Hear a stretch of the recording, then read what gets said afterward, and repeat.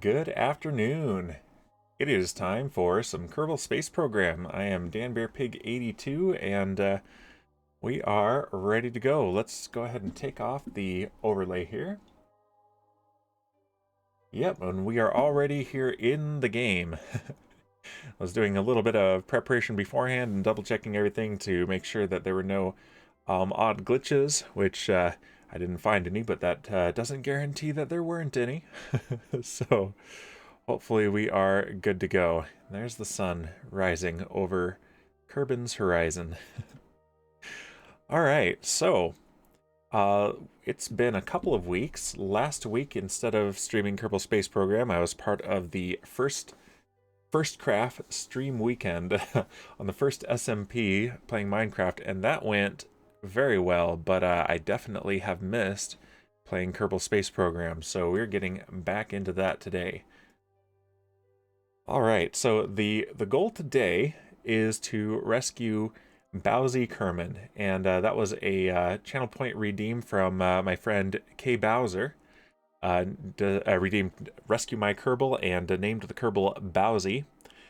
And we ended up out of fuel with the rescue vehicle around the moon, so we need to send some fuel that way. So let's head to the Space Center. I've been working on a mission for that. There is fuel in orbit of the moon, but we can't render this with that station because not enough Delta V. So as this loads up here, any moment, there we go. I have a craft put together, but then I was testing it and I wanted a little bit less of a tight margin for the Delta V. So I modified the design, but it's in a test save, so I'm going to have to go into the most recent test save right here and open it from here. So it's called Cargo Drop Pod because it's not just a fuel tank, it is also a cargo drop pod. So this is the fuel tank and it is locked, so it is not locked. Okay, but what is happening here is we've got the Clampetron docking port, and so it's not going to it's in a different stage, so we're not going to be consuming this fuel on this rocket here. So we'll be sending these fuel tanks full to Rendezvous with our rescue ship. And then we need to send this thing here, which is a little bit of a lander, and it is full of scientific equipment, which our guys on the rover are a little bit short on, so we are going to send them a little bit more to work with for science experiments. So hopefully we're not only successful in rescuing Bowzie Kerman, but we can get to drive our Piglet rover on the moon.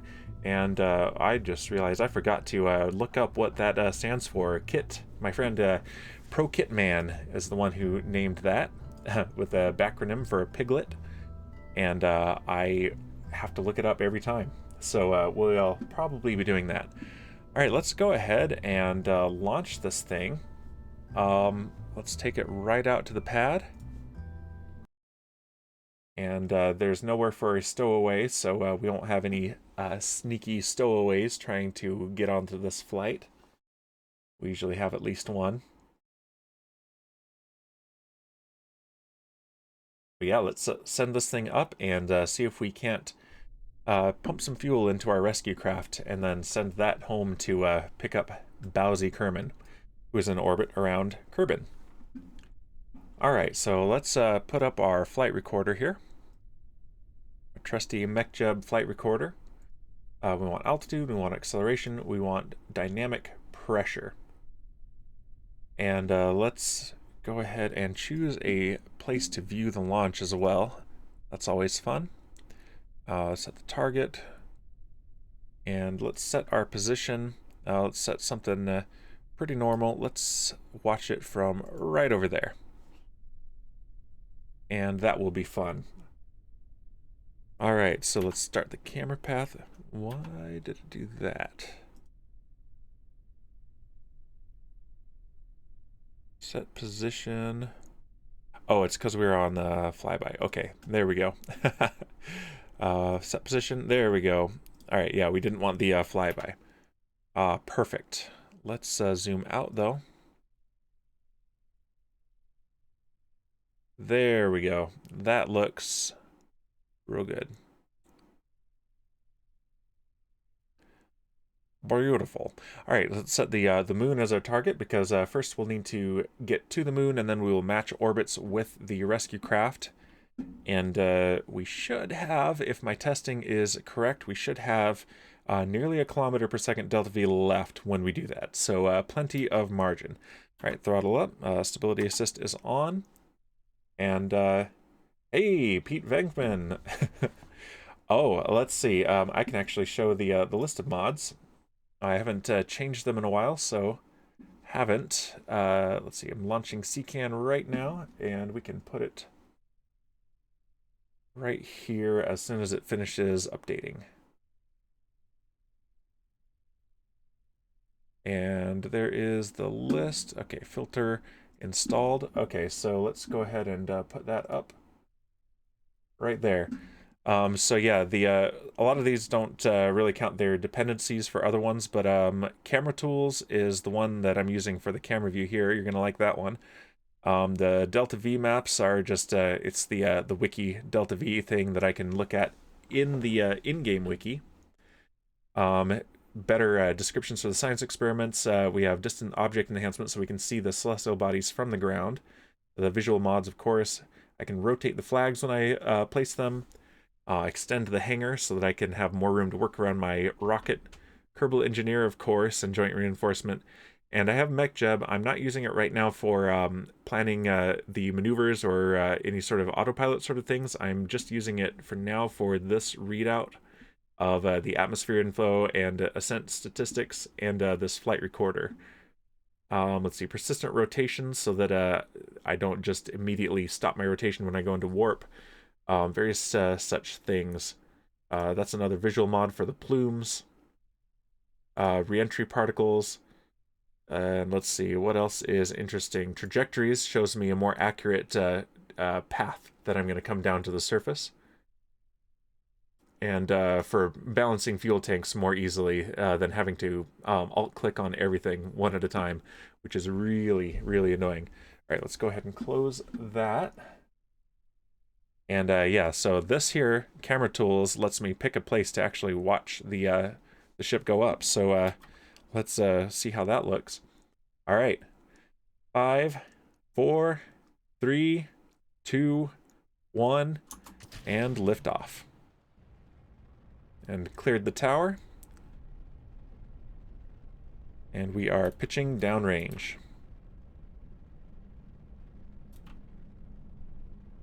And I have it set for auto zoom, so we will keep it in view.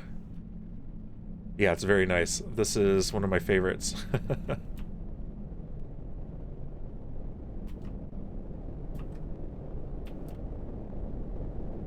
All right, and we're going to throttle down for maximum aerodynamic pressure, and we are supersonic.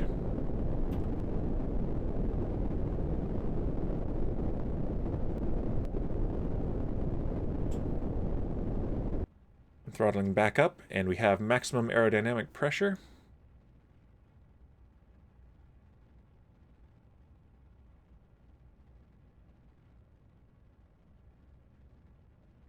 And we're coming up on solid motor burnout.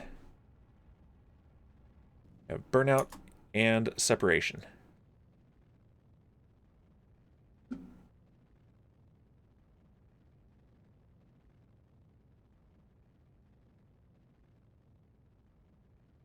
And continuing to pitch downrange. We're not quite as aggressive as I'd like for the pitch over, but that is okay.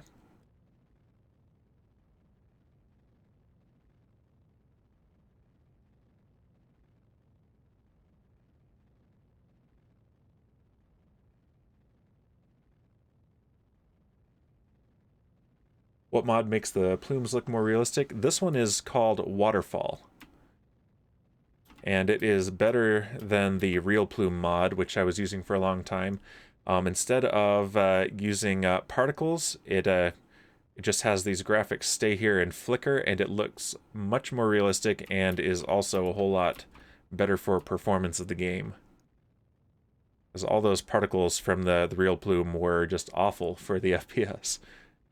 Alright, we have main engine cutoff, stage separation, and second engine start. Let's go ahead and end the camera path here. There we go.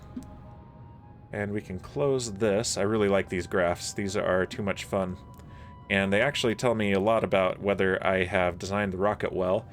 This is actually a very good looking, healthy graph for the thrust.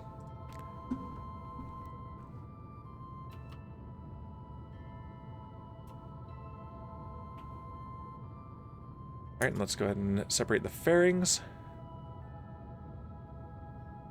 Yeah, and we can see very clearly the fuel tank that I am taking to the rescue ship on the moon, rescuing the rescue ship, and the cargo drop pod full of science for the guys on the ground.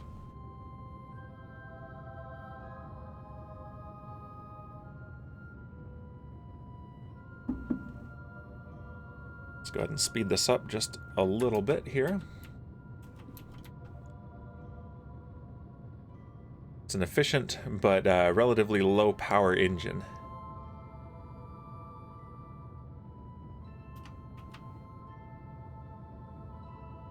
So basically the idea with this mod set is it's a little bit of quality of life and a lot of the visuals, but pretty much keeps the game itself very nearly stock.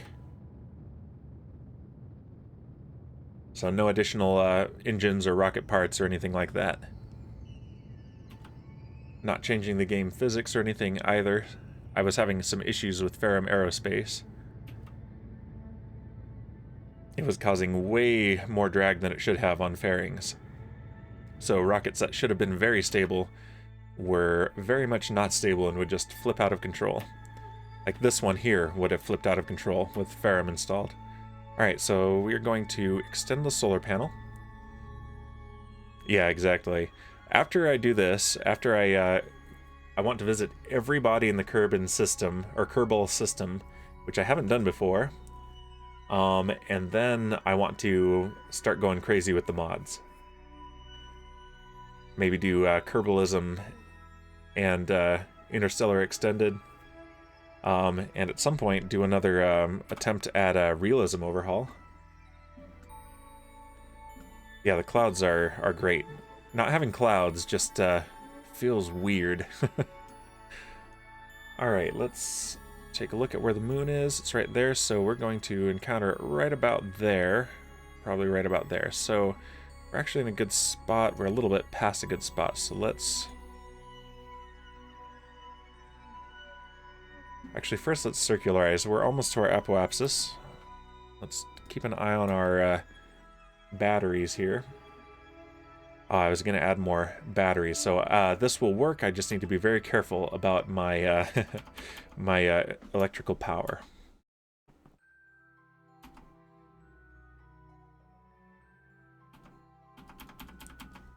All right, let's.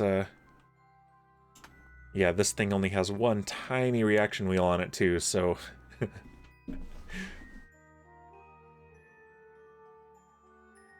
So reorienting this thing without the engines on is a little bit painful. I'll speed up the game so that that's not so bad. There we go. And let's circularize this just a bit.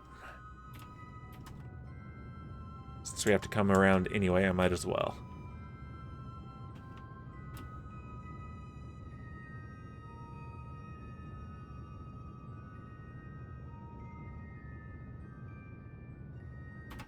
There we go, that's really circular. And yeah, right about here, we're going to want a maneuver. And just double check my eyeballing this. That's a little bit late, I think. Actually, no, that's right on.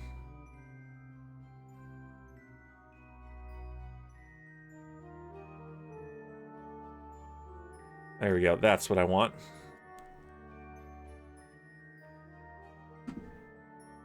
And that gives me a nice periapsis of 450 kilometers. There we go. Let's say that's in 33 minutes. So let's make sure that okay, so I'm on the dark side. No, I'm not on the dark side, but I am in shade. So definitely want to change that.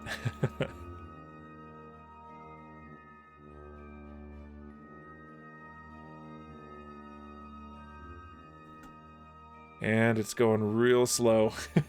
I'm turning really, really slow. Driving a big rig truck in space, but it's even worse.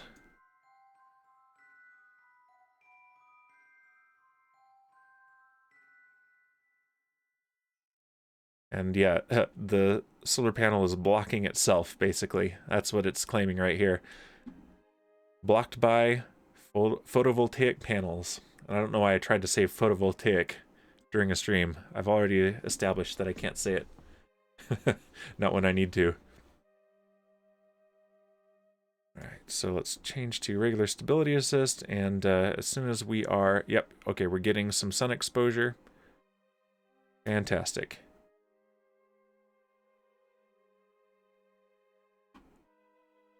Alright, I'm going to let it stabilize itself, speed the game up a little bit so that we don't have to wait for it so long.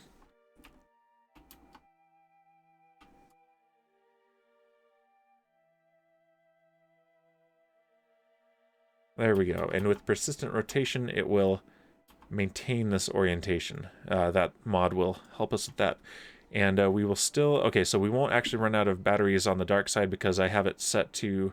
Actually, do I have it set to hibernate during warp? I don't think I do. That was during a test. Okay.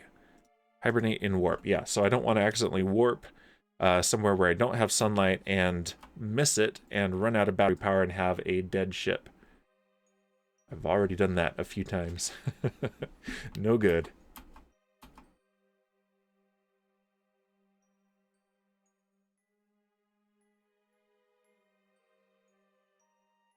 Yeah, the battery is draining very slowly because we're in hibernation mode, and now it's back to full because we're back in sunlight. Alright, and we're about 5 minutes away from the maneuver, and it's a 2-minute burn time at full thrust. So we're going to go into physics warp here so I can orient the ship ahead of time. Hey, Satan, welcome. I am doing great. Missed streaming this last week, so I'm very excited to be flying in space again. We're going to see if we can rescue Bowzer's Kerbal.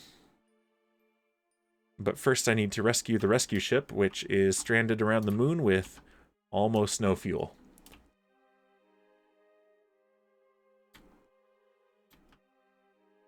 Alright, so we want to have half of the burn time ahead of the node, so we want to be 1 minute further in.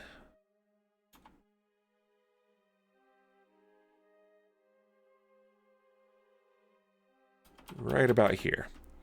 Alright, throttling up. About 2/3 for now. Make sure we're pointed right, and now full throttle.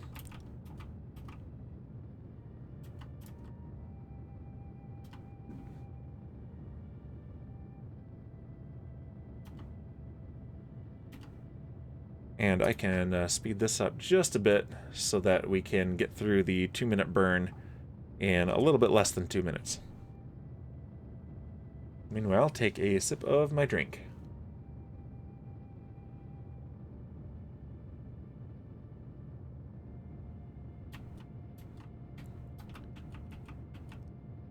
Gotta chase the maneuver marker.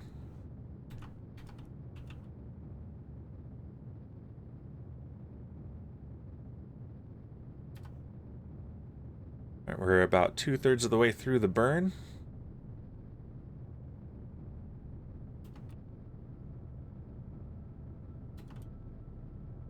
Alright, gonna start throttling down to get a bit more precision.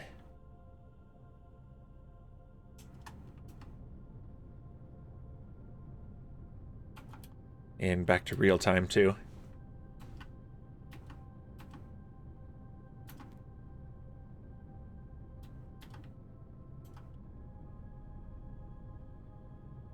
All right, we are just about there, and this is all looking pretty good.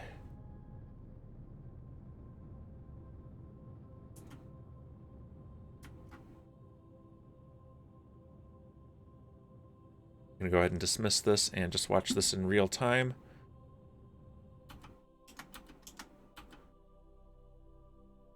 Okay, yep, moon periapsis about 430 kilometers. That is just what we want.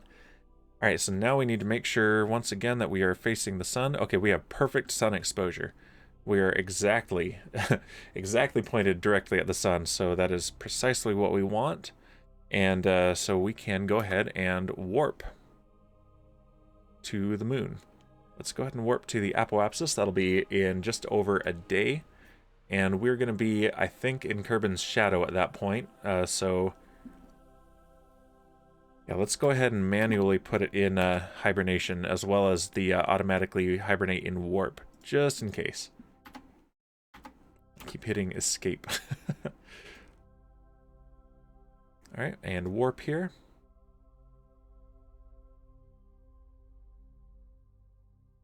And we can go ahead and change, okay, rescue 3, that is our actual target. There we go.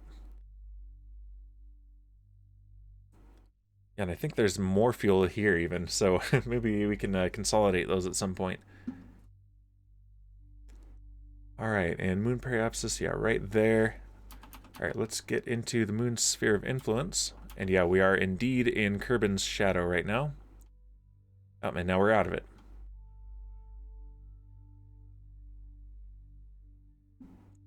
Alright, there's our descending node relative to our rescue ship. So we need to change our inclination.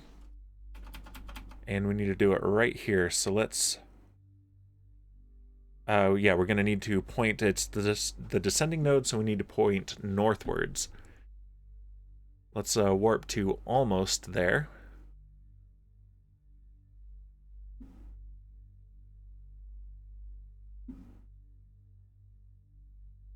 And start pointing towards retrograde, and then I'm going to take control away from the computer when we are closer to the normal.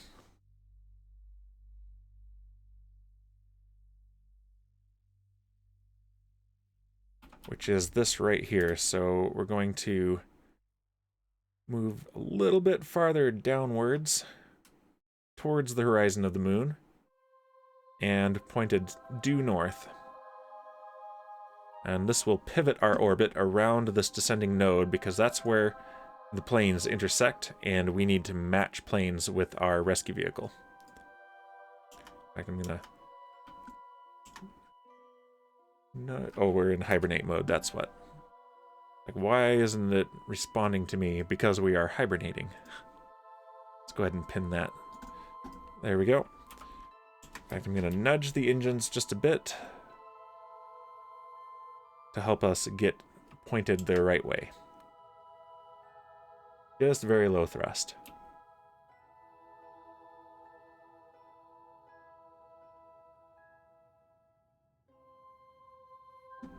And yeah, we have almost 1,300 meters per second delta V remaining, so we are looking pretty good. And I can pin this here because that's easier to see than this. I think I found a mod that'll make this text bigger as well. Because it is a little bit small in the stream, I know. Oh, let's change it to stability assist mode so it doesn't keep fighting me and trying to go back to retrograde.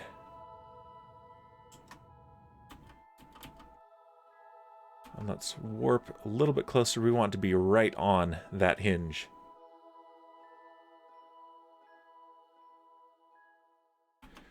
Let's see, Pete Vangman saying I would comment more, but I'm juggling kids and house stuff. Yep, I know how that goes. You've got a few of those, so don't worry about it. Okay, our relative inclination is listed right here as well, and it is going down as we expected. All right, let's lower our thrust so that we don't overshoot it. 9 degrees. 8. 7. 6, 5, 4, 3, 2, 1.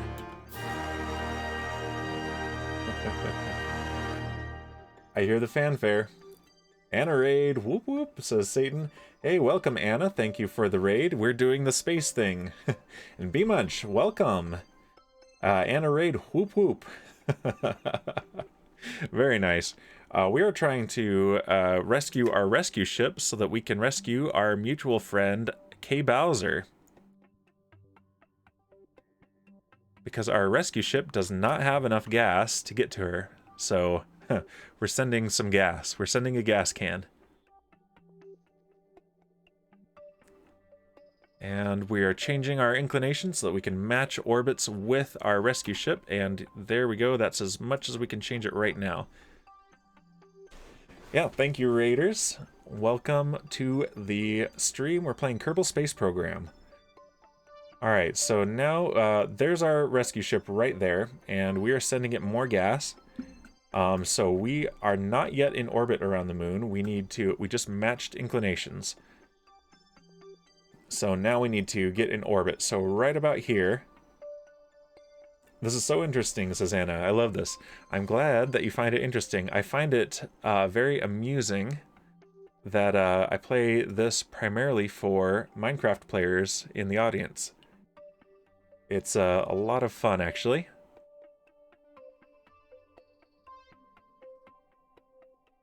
Alright, we're just time warping a bit until we get to our ascending node here. And then we're going to need to slow way down. There we go, time warp complete. So we're going to point retrograde, which is the opposite of the direction we are moving.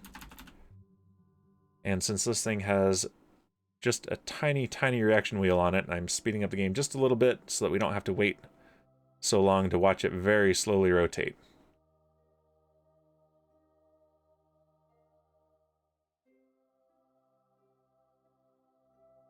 So Anna, I didn't catch what you were playing today. Was it Minecraft? Was it GeoGuessr? Or was it something else?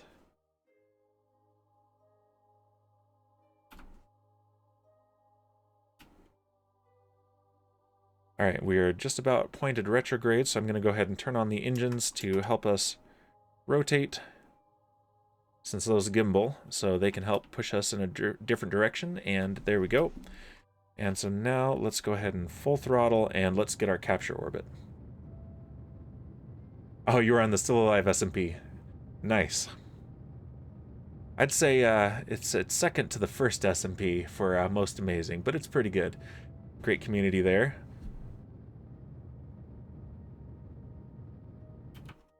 Alright, there is our orbit right there.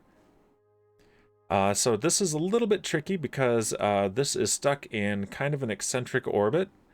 It's a lot easier to intersect something that is in a perfectly circular orbit than an eccentric one. And so we also need to pivot this orbit. So I need to point radial in a little bit. So if I burn this direction straight down essentially, then I will bring this part of the orbit down and this part of the orbit up. Yeah, this is just not responding unless I turn on the engines. Yeah, the handling on this thing is atrocious.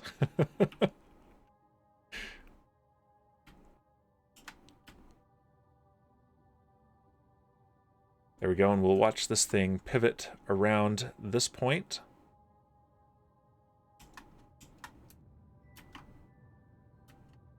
And this is why I wanted a little bit better margins than my original design for the Delta V, because I wanted to be able to do maneuvers like this without worrying about running out of fuel.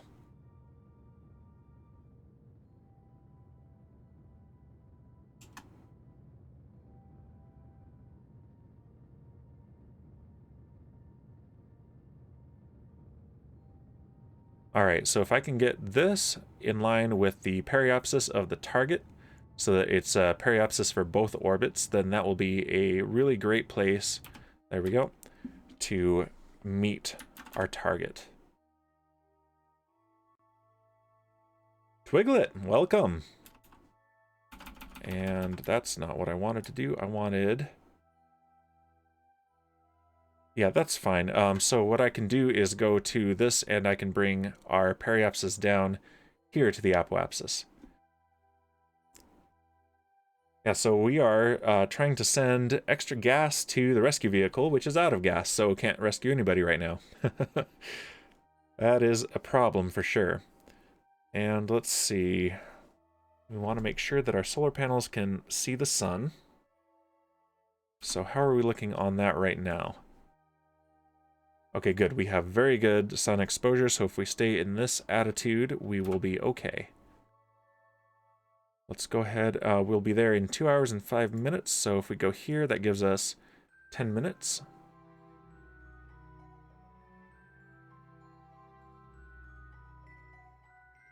And also a chance to sip my coffee. There we go.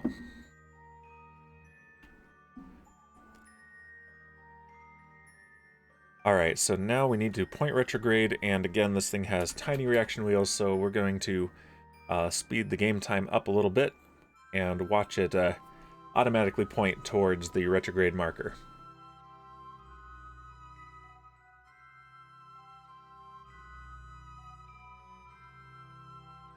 Oh, and Twiglet asking how does sun exposure affect it? Very realistically, actually. So if I go here... as we rotate around, we can see it's got different amounts of sun exposure, and it's going up because it's facing the sun. And depending on how far away the sun is, there's a different amount of energy actually being collected by the solar panel.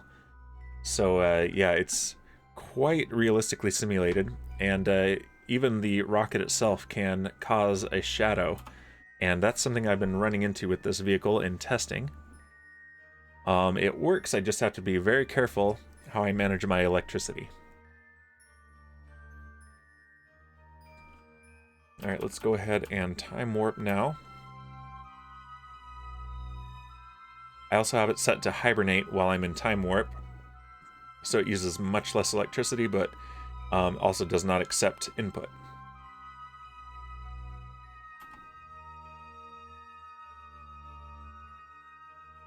Alright, we're right on the apoapsis, so I'm going to go ahead and gently throttle up just a little bit and bring down our periapsis to match this one.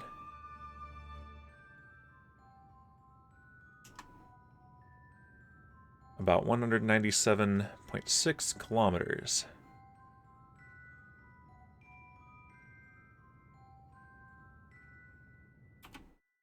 There we go, we're just under it, and that is plenty good. Okay, so now the trick. If I add a maneuver here, and hopefully this will simulate this properly and give me a good prediction. Yeah, basically I want, I think that right there. So I just brought, this marker is the position of the target when I intercept it, and the other one, we're far away from those, and they're small on the stream, sorry about that. Yeah, so this gives me, yeah, perfect, a separation of 14.3 kilometers, and I think I can improve that.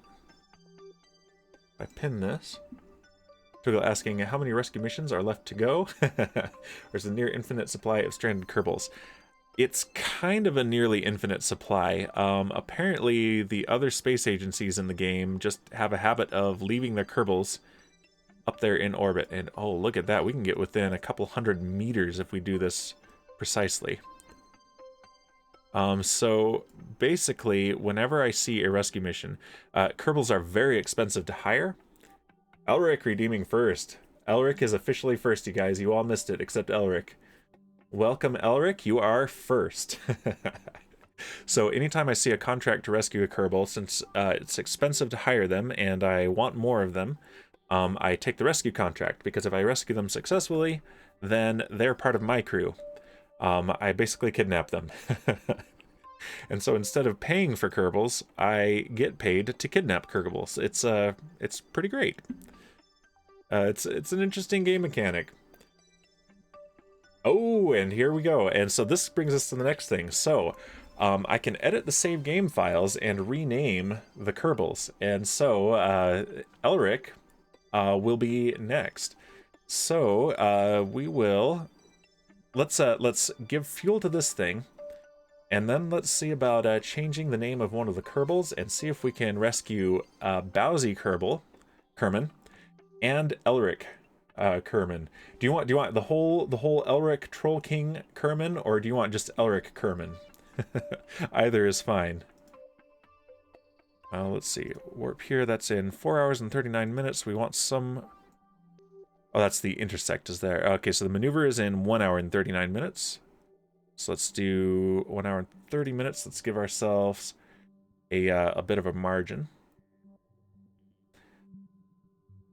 How about Elric the Troll King Kerman? I think that works. And that covers all the bases, and I think it'll let me make it that big.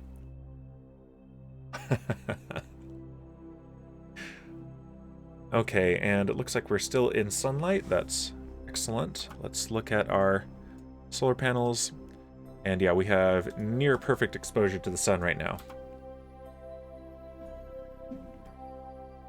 And let's change to target reference. So now we're looking at where we are moving relative to our target. Actually, no, we don't need that yet because we haven't even done the maneuver yet. Let's stay here and get close to the maneuver. This is a tiny maneuver, only 9.4 meters per second. Bowsie's in space.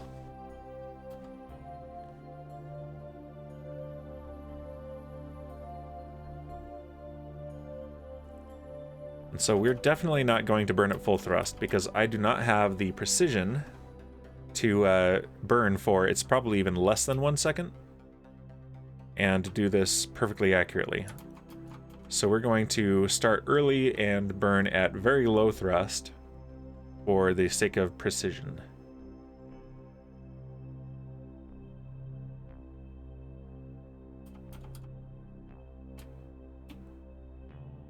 All right, let's go ahead and go now.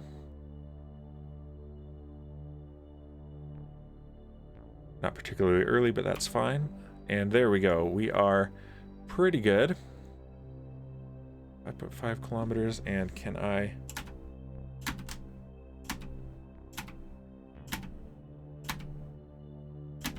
There we go, 400 meters. That is a very good approach. I'm not going to mess with that. Okay, so let's go ahead and change it to stability assist mode so we keep this orientation because we've got good sun exposure. And let's warp around. So by the time, here's our target here. And by the time we come around this orbit, it will have come down here and then orbited again. So that's how we're going to make this this encounter. So let's go ahead and time warp and watch.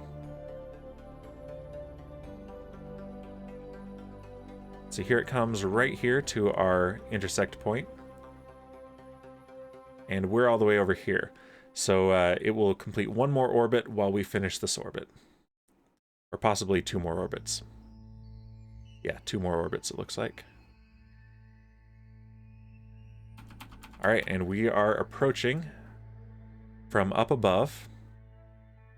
We're 140 kilometers away. Good, we have electric charge. So let's just gently time warp. We don't want to overshoot this.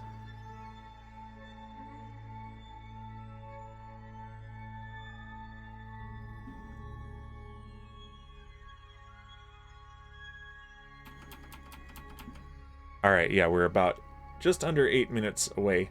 Have you tried a rescue in POV? Asks Twiglet. The rest of it is going to be from this mode here. You can do, there are some mods that'll let you always be in first-person mode, or be in first-person mode at all.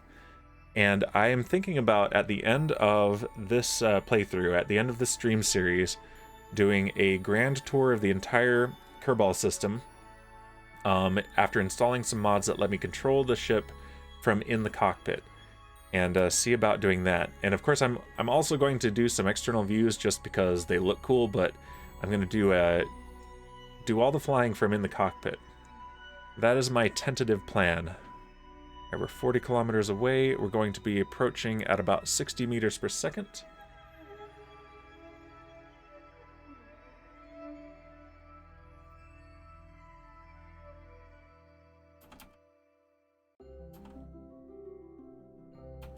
All right, 8 kilometers away. Let's go ahead and, yeah, we're in target reference already.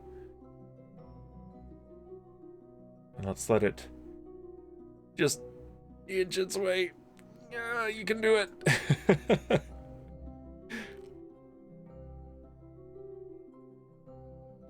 And it looks like our separation, if we don't change course, will be about 350 meters. Of course, once we slow down, that will affect this course a little bit.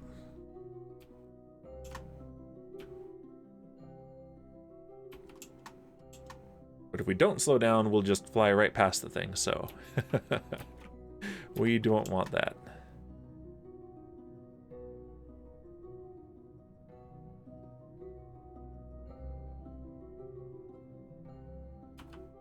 All right, 76 meters per second. Let's get a little bit closer. That little stutter was it loading the craft into the physics engine, and now let's more aggressively brake. And if I go over here on this side, I'll be pushing the retrograde marker towards the anti-target marker, which tightens the approach.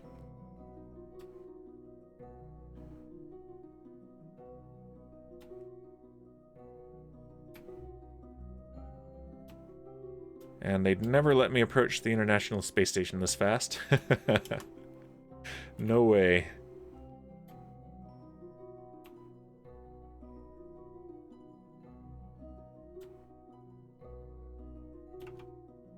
Alright, we're burning very gently. Hi there, Pig82, says Rustic Dragon. Just lurking. Well, thank you, Dragon _. You're welcome in, and thank you for the lurk. Okay, yeah, we're going to pass within about 100 meters at 2.8 meters per second. It's terrifying to watch, says Twiglet. I don't think I would appreciate if I was on the space station and watching someone approach me super fast. I'm not sure what the actual rules are, but there are rules for how fast you can approach at different ranges, but yeah. Do love this game, says Twiglet, though, such a brilliant concept. It is both simple and complicated at the same time. It's so addicting, and I've said it before, but I don't think there's any other game that I've played that has been so satisfying to achieve things in. First orbit, first landing, first docking. Very satisfying game. And yeah, here's our rescue ship in view. We're going to come to a stop. As soon as we stop getting closer.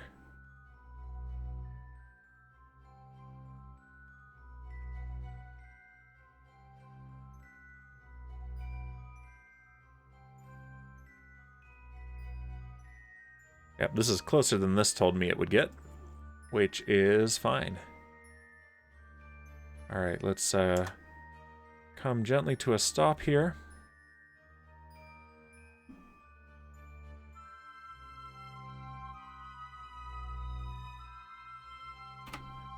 All right, perfect. So it looks like we're in a dead stop, but we're actually orbiting at 355 meters per second. We're just in almost the same orbit. And Twiglet says, I managed to reach the moon landing, but couldn't get back again. I have stranded Kerbals all over. But the pros have too. Tori Bruno of United Launch Alliance has stranded a bunch of Kerbals. Scott Manley strands Kerbals. I'm pretty sure Elon Musk has stranded Kerbals. He's played this game.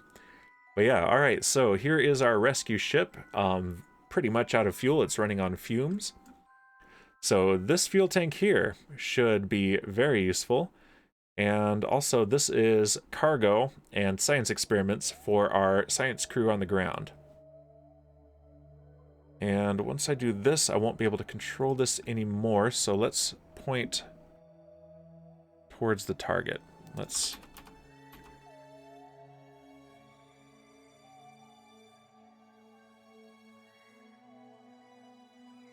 I don't know that there's footage of Elon playing, unfortunately, but he's talked about having played it. Pretty much everyone in the industry has at least tried the game.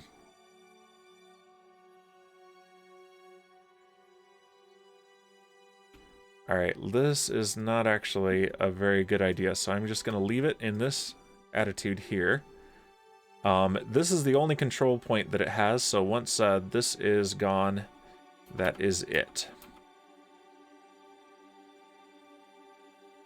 Alright, so undock.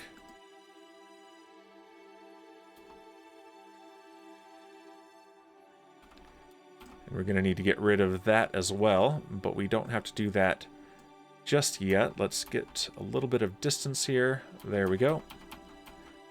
And so now we need to dock this thing to here. And we've got Raider Kerman. Let's open the stocking port and set it as our control point. Listening while I play some Minecraft, enjoying it a lot though. Definitely enjoy your Minecraft. And we'll set that as the target. Let's change our camera mode so we're locked to the orientation of the ship and aim the camera here.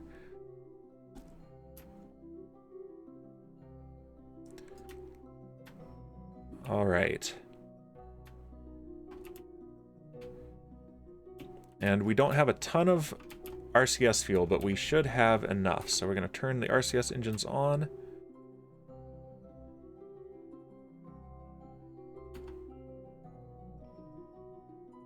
And very carefully and slowly maneuver our way over the top of this thing.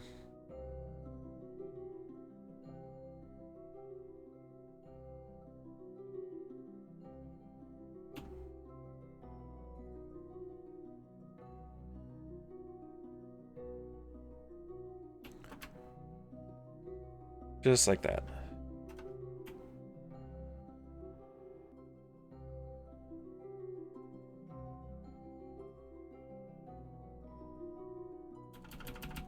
And are we going to nudge this a little bit? Let's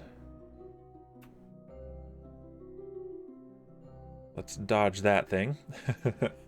I think it would be fine, but I'd rather avoid tapping it if I can. There we go.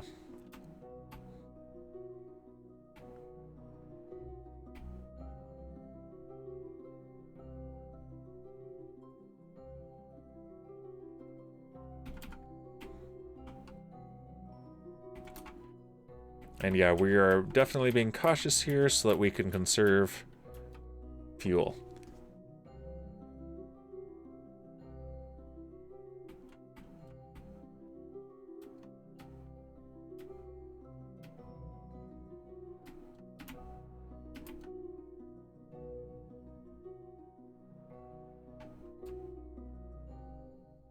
There we go. Looks like we've got good alignment there. And good alignment here. Close enough that it should work. And yeah, as you can see, we've got 143 meters per second of delta V. That is not enough to get anywhere. Let alone rescue Bowzie Kerman. Nope.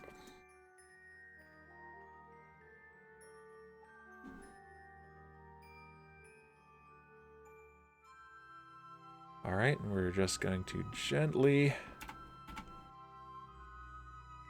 come in for docking.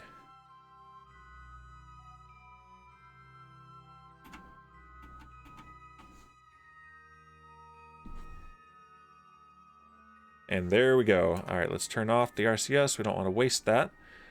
All right. We've brought the fuel to the ship, and we even have some to spare in here, which is great. So let's go ahead and open up our fuel balancer mod, so that we don't have to, because we can do this and move fuel around, and that is really obnoxious. That was fancy, says Pete Vinkman. Thank you. I've been practicing the docking. Alright, so we need our liquid fuel, and I believe these are the tanks in question. Those three and these 2. Okay, so yep, we want all of these to pump out. Oxidizer as well. Like something from Interstellar.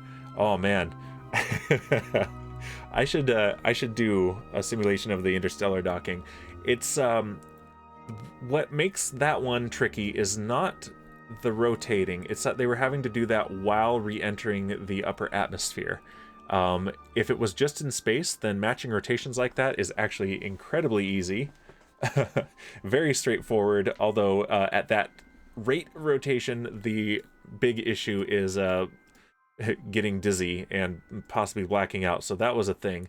But doing that while re-entering the atmosphere, that was rough, and that's why they had, as my brother just said, no time for caution. And excuse me, I am going to sneeze, so I'm going to mute this for just a moment.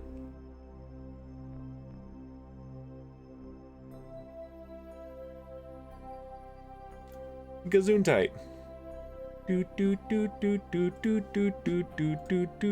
All right, now this is just dead space junk, empty. And so let's undock it. And from 143, we now have almost 2.5 kilometers. Perfect. And let's just ease away a little bit. All right, and we will come back to this. Let's take a look at this guy. First, let's get rid of that. Bloop. Goodbye. I just fired a missile at this thing. All right, so we want to land this very close to the Piglet rover. So let's set that as the target. Actually, back to target selection. There it is, rovers, the Piglet. All right, that is our target.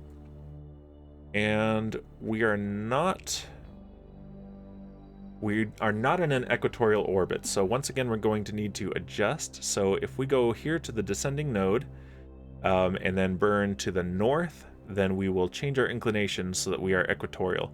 Because that thing is just about on the equator. You can see it's at 4 degrees north of the equator. As near to equatorial as it gets. So let's go ahead and make a... Let's warp right here, and finally this thing is going to handle well because it's not carrying that huge fuel tank anymore. It's just the lander.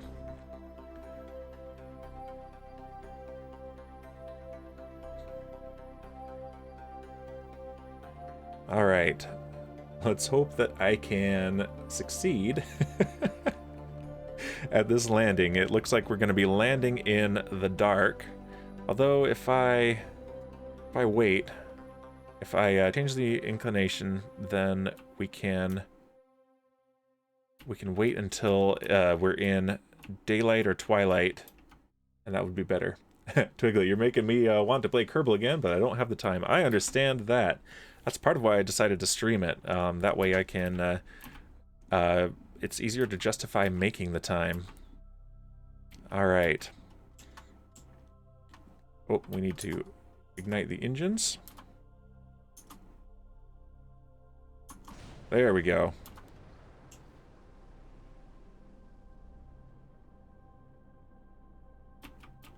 Let's follow the normal marker. And our inclination is going down.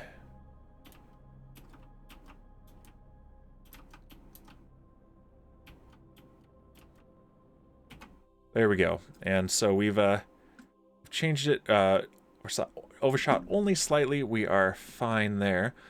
Let's try to land during the day. So, which means we need to let this thing orbit a few times while the moon rotates so that the rover is in daylight. We can land at night, but it's more difficult, and also there's not a lot to look at in the stream, so it will be better this way. And actually, this was a concern that they had with real moon landings. They try to time them so that there were long shadows, so that it's easier to make visual contact with the ground and gauge, if the instruments are accurately representing the situation. So it's a little bit dark still, but if we go around a little bit more, and this also burns time because we've been talking about wanting to run the clock forward so that we can get to some of the stuff that we've sent to other planets, but we don't want to just time warp past everything. So we're juggling multiple missions at once. Let's do one more orbit. So when we started today, we were at 52 days away from the Moho transfer window, and I'm trying to put about 10 days or so between launches. And so we've put 5 days already. But we've been productive during those 5 days rather than just time warping through them.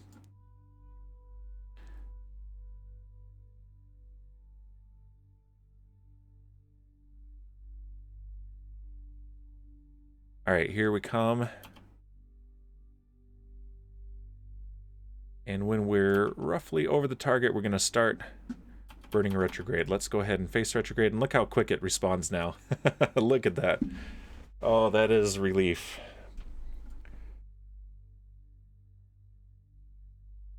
All right, let's change to surface mode and get right up over the top of this thing, just about.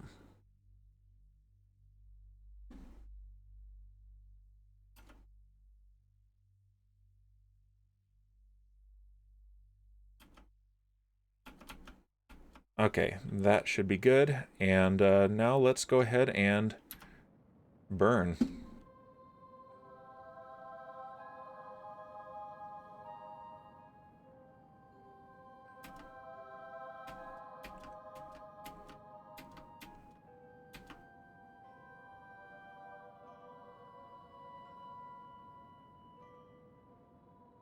Looks like there will be a little bit of overshoot, but that is okay.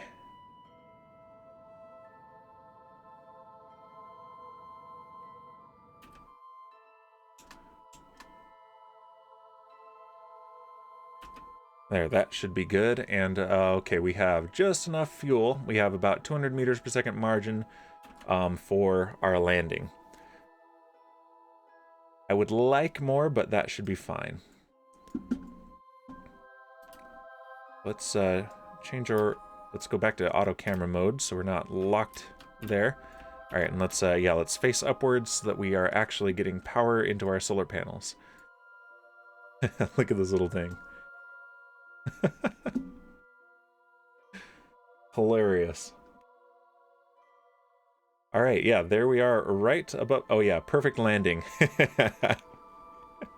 If you didn't see this 2 weeks ago, I landed the ship on its side and had to do some interesting launch to get back up. Using a hill as a ramp. Definitely the way NASA would do it.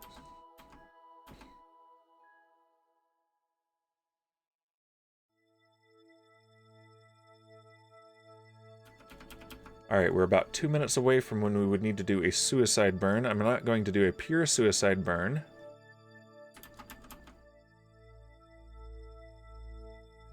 I don't quite trust the calculations to be precise enough.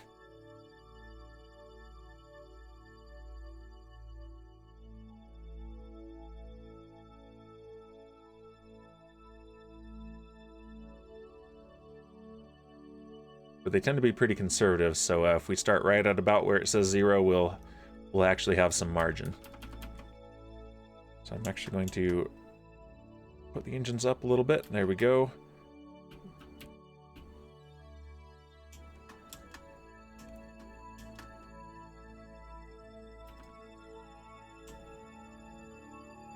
And let's lower our landing legs.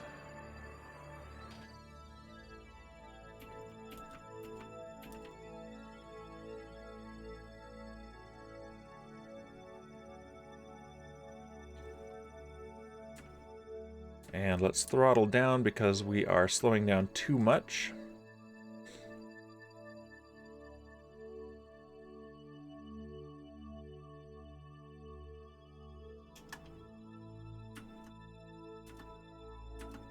All right, that is pretty good for a gentle touchdown, and we're about 40 meters from the surface. Change modes here.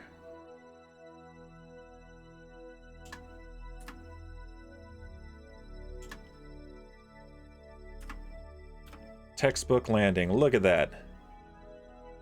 Okay. That made me look really good. And look, we're 400 meters away from the target. That is precise. It's not Falcon 9 precise, but it is very good. All right, I'm gonna finish off my coffee real quick here then. There we go. Clap, says Twiglet. So now that means we can go over here where Shipwreck and Kit are in the Piglet rover. And I'm gonna have to ask Kit again what Piglet stands for since he named this. It's his clever backronym. Let's see, yeah, we had driven it about 3 kilometers. Let's see, can we see from here?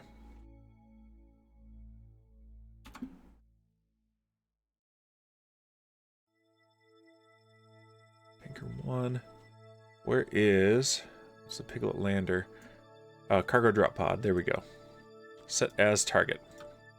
Perfect. Ah, there it is. It's right over there on the horizon. So let's go ahead and drive over to it. Brakes off. And that is actually really good timing. We're right at the halfway point of the stream and accomplishing one of our goals. We're going to drive carefully here.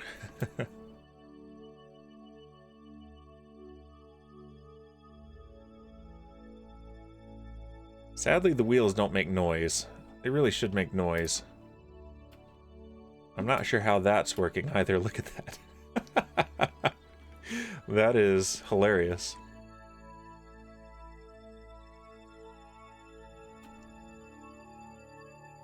I kind of want to make a, once I get some of the bigger wheels, I want to make a drag racer. See how fast I can go.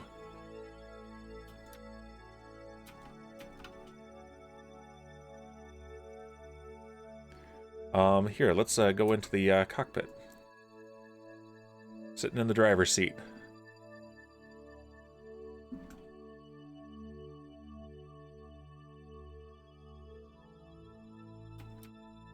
Vixen Ace, welcome in. This looks fun, says Vixen. Yes, this is very fun. It is a challenging and very fun game. Elric says, without an atmosphere, there's no noise. Well, you'd still hear it through the hull. And there's no noise also in an atmosphere, so there's a little bit of context there. But yeah, you're correct. And the engines, you can still hear the engines in the game without an atmosphere. It's just that the wheels simply don't have a sound. It's a weird oversight.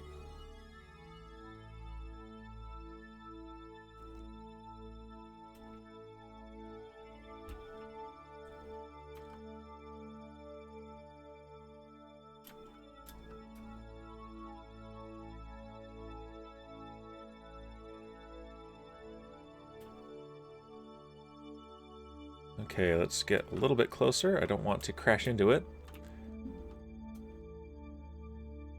Yeah, you would hear it within the vehicle. The vibrations would go through the hull, and you'd hear it. In fact, you can, in space, you can press spacesuit helmets against each other and faintly hear conversation. Yeah, as Vixen says, noise is just vibration, so you'd be able to hear the wheels and the motor both. But if you're standing outside of it, even just a little ways away, no, you would not hear anything. That is correct. Alright, let's go out here and toggle the brakes on. There we go. Alright, look at that. Alright, so we got Shipwreck and Kit. Shipwreck is our engineer, Kit is our scientist, and these are both ones that I have rescued previously. So let's get our scientist out on EVA. We are in the Midlands. I think we've already gotten a lot of science from here, but we'll see. Oh, there is science to be got from here. To be got. Okay, so I transmitted. I only get 16 back. That is fine. Twiglet saying, kind of insane when you think about it. It is a little bit mind-blowing. So let's go ahead and transmit it. We can get the rest of it later. And Kit can reset this so that we can do it again later. And let's get some seismic data as well. Yeah, this we get a pretty good return if we transmit it. It just detected an impact somewhere on the moon. Good to know.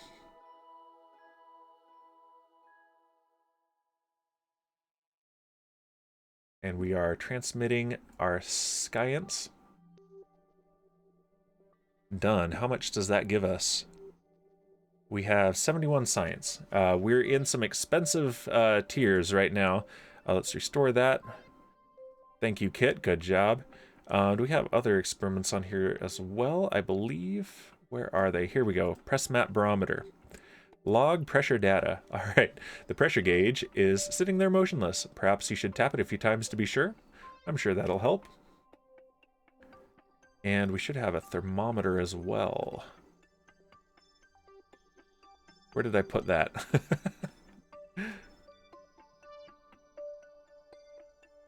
Where is the thermometer?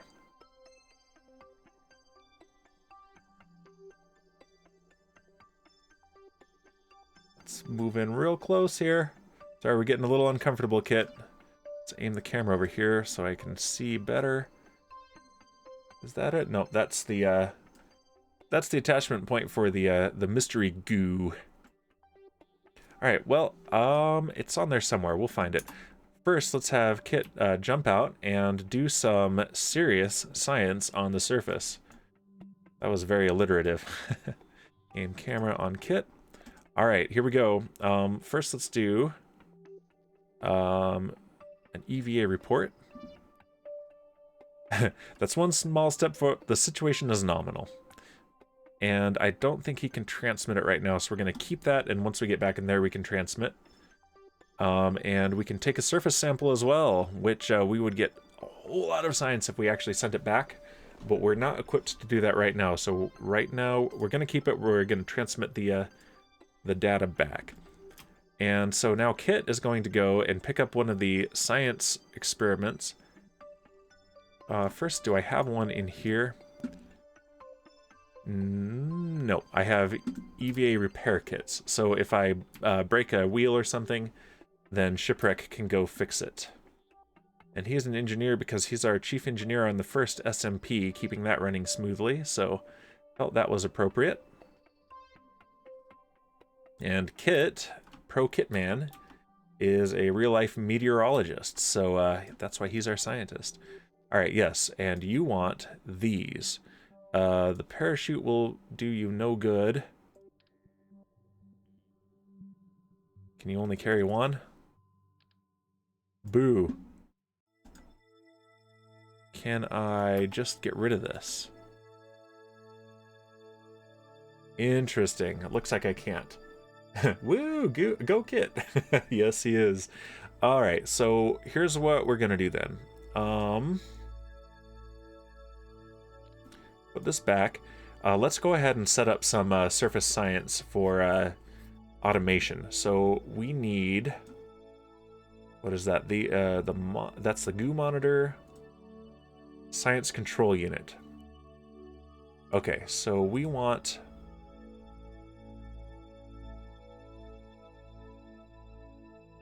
Is it gonna let me do this? Sometimes the UI on this game is the worst.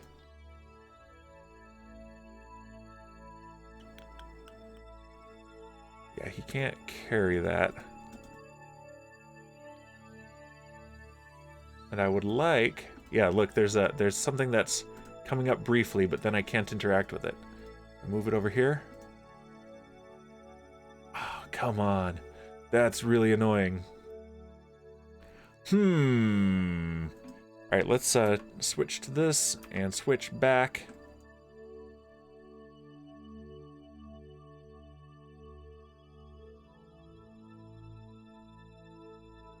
I would like to interact with this. Well, this is This is problematical.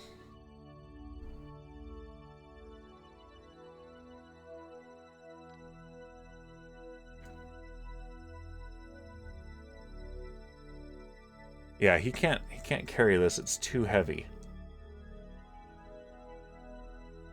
All right, well, let's go back in here. We might have to reload this.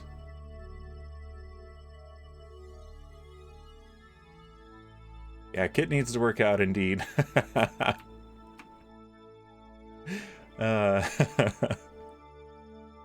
This is kind of the opposite of Minecraft, where these guys have a fairly realistic amount that they can carry, but in Minecraft, you can have tons and tons and tons in your inventory, like actual kilotons of gold.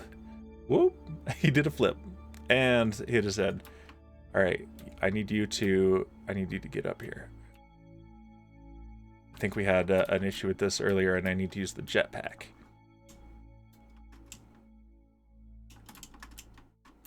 And grab it. And board. There we go. 64 cubic meters of iron in the same space as some pork chops. Yup. Exactly. All right, let's review stored data. All right, we've got our surface sample. Let's transmit that. And we have our EVA reports. Let's transmit that. Brilliant game design. Minecraft Steve. Also, he can punch down a tree, so there's that. Ah, we ran out of electric charge.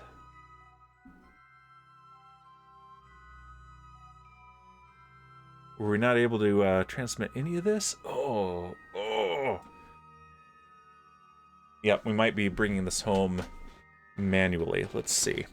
Let's time warp so we can get these batteries charged. Survive any fall with only a water bucket. Yep.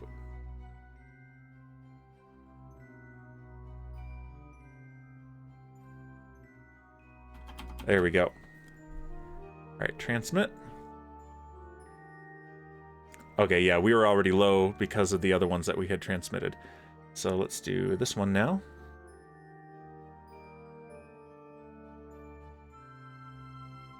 And done. All right, fantastic.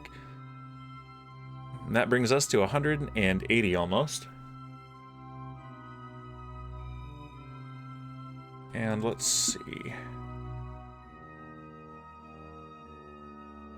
Don't need that. Okay, let's get shipwreck out, and we're not going to spend much more time here. We're going to go and see if we can rescue Bowzie and maybe Elric at the same time. That's what I'm hoping. All right, now we've got shipwreck.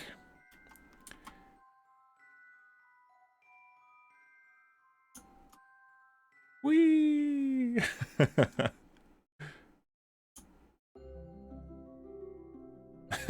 Quit playing around, shipwreck.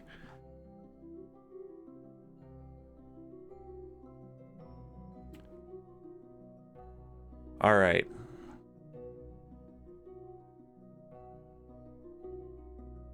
Yeah, it's not letting me interact. Well, that's really obnoxious. Oh.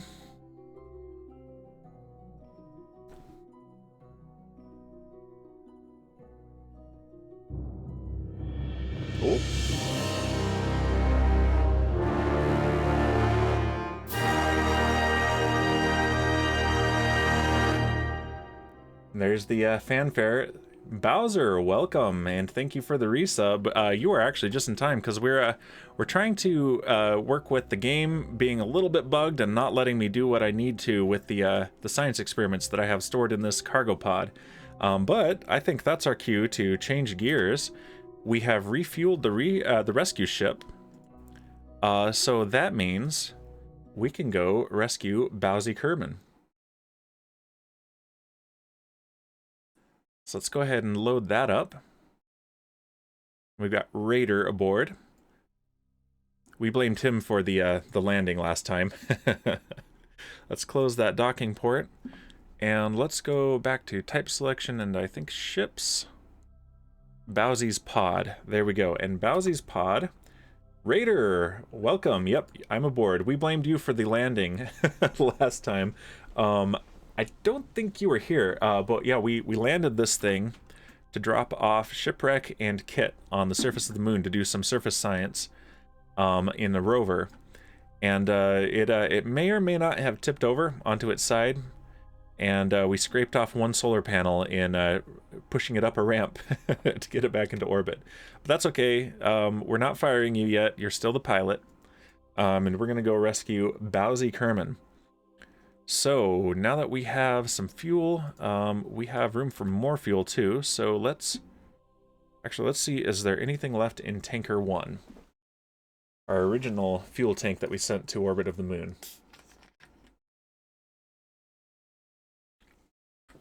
And it looks like there is plenty. Oh yeah, we got lots. So let's go back. Let's rendezvous with this thing in a high lunar orbit. And we'll set that as our target, and we're going to top off our fuel tanks and then head back to Kerbal. And Bowzie Kerman is in orbit there. Right there. Alright, set as target. And we are in quite the inclination here. So let's go to the descending node. And we'll burn normal, so that way. And let's warp to here.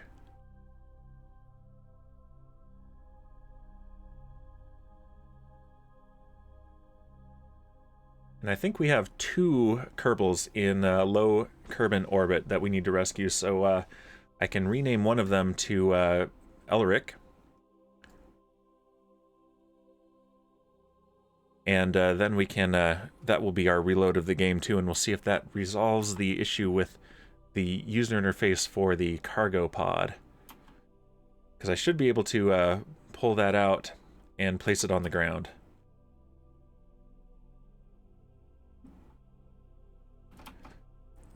Alright, Raider, we're going to have you point normal.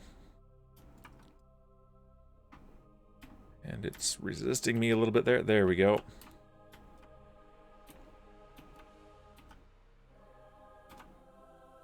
Why is it resisting me? Oh, let's make sure we're controlling from the right place. Let's control from here. Good thing I checked that, because we were not.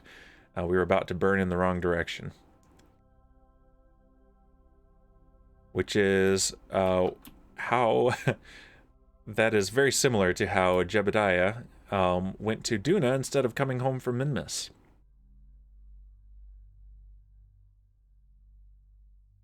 If Supreme Doom were here, she'd say, "Man, what a dolphin he is. Don't be such a dolphin, Jebediah." Alright, let's, we're right at the descending node, so let's throttle up. And yep, our relative inclination is dropping exactly as we want. Let's go full throttle here for just a bit.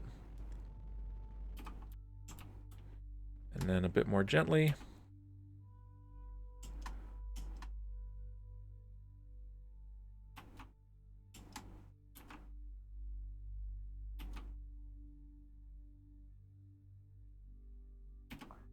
And how have you been, Raider? It has been a couple weeks since I have spoken with you. Alright, so now we need to plan our intercept here, so let's just put it in a maneuver node and see where we best put it. Best move it to.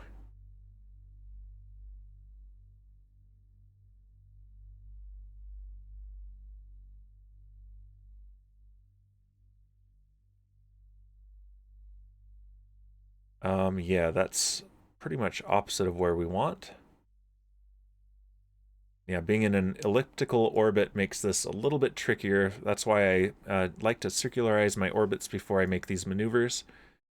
So maybe We might have to do that, but I think we can make this work. And nothing ever went wrong, starting with me saying, I think we can make this work, right? Yes. If I go right there, that is pretty good.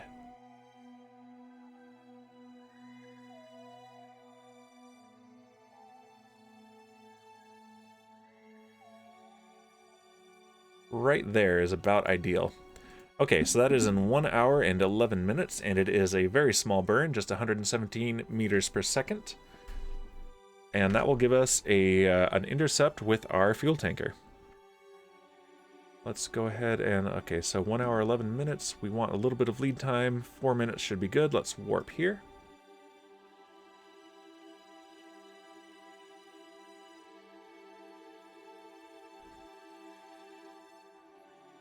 And let's point towards our maneuver node, which is essentially just prograde.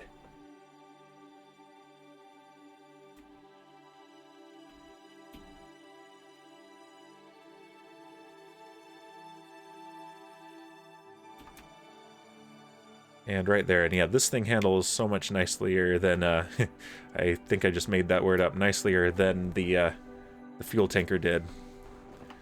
Our impromptu gas can. Alright, so we're 3 minutes away from the burn. Let's just time warp a tiny bit, get very close, and we're going to do this at low thrust since it's a small burn. Right about here.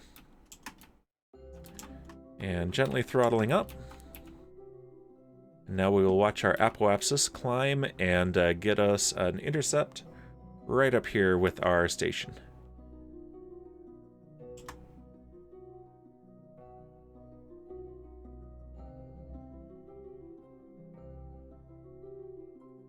And yeah, you mentioned patience with the stranded Kerbals, Twiglet, but I've got Jebediah stuck in solar orbit, Kerbaler orbit, and I had sent Jebediah and Bob, I believe. I always forget which one it is, if it's Bill or Bob. One of them is dead, one of them is stuck with Valentina on a rescue mission that did not have enough fuel. That sounds familiar. Alright, we're going to be within 2 kilometers. That is excellent. Let's see, that is 2 hours and 31 minutes away. Let's warp to here.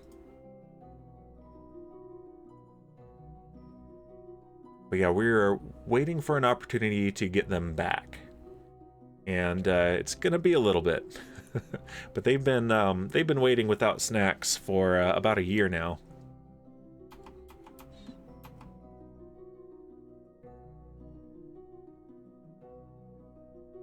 Alright, we're coming in range.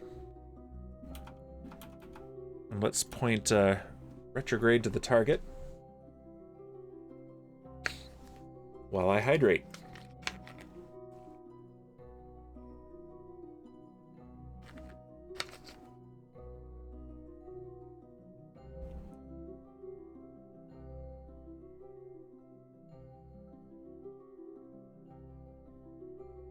Alright. We're lined up. So let's get closer again.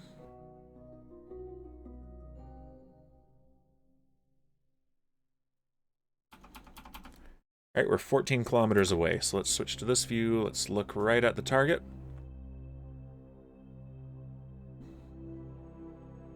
And let's get a little bit closer before we slow down.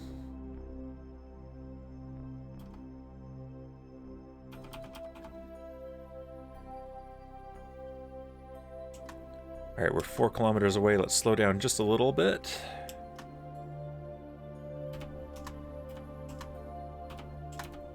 "40 kilometers per second," or 40 meters per second, 40 kilometers per second. Oh, geez.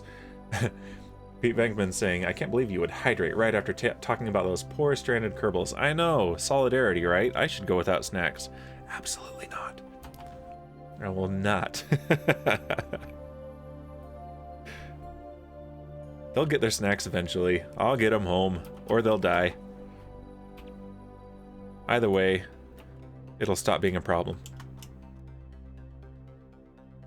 All right, slowing down more and tightening the approach. We will now pass within 100 meters. The worst stranded Kerbal I have is in a very old playthrough. Sent them to Eve. Forgot to put a ladder on the ship, and the gravity is so high on Eve that the jetpacks are very much useless. He can't get off the ground, and the ship definitely does not have enough Delta V to get out of Eve's gravity well. So not only is he stuck on Eve, he's stuck outside of his ship on Eve. Poor guy.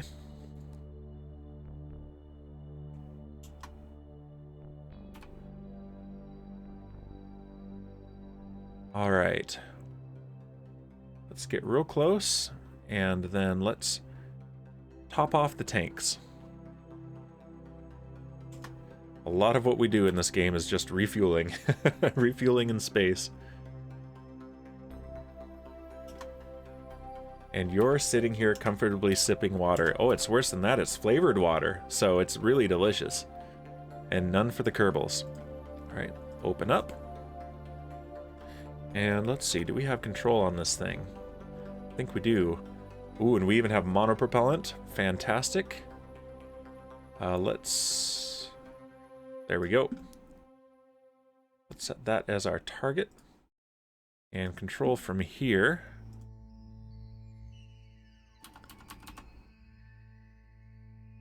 Monster. For science, you monster. Alright, and let's point it towards the target. Let's go ahead and use some of that RCS fuel to do it, but not all of it, because we want to drain this thing. Alright, but if I point that right at the target, that will make this very easy. Alright, and control from here, aim camera.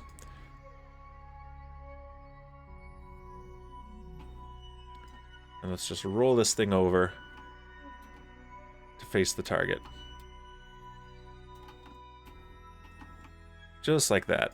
And turn on our RCS and nudge it forward. Since I changed camera mode, I have to aim the camera again, which is kind of irritating, but at least I am aware of it now.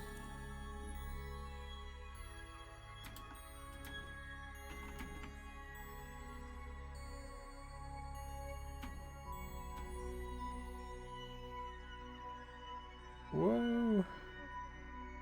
There's the indicator. All right, perfect.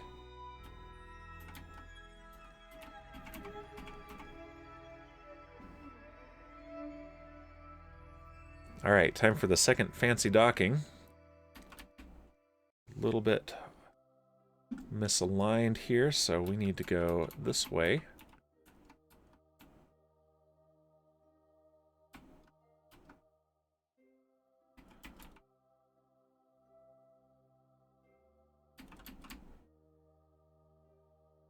And now we're misaligned this way.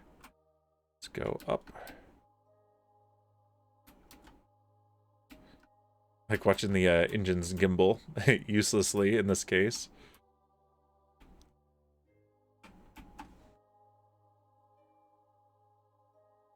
Yeah, I think this thing is rotating just a bit. Just causing me some issues. There we go.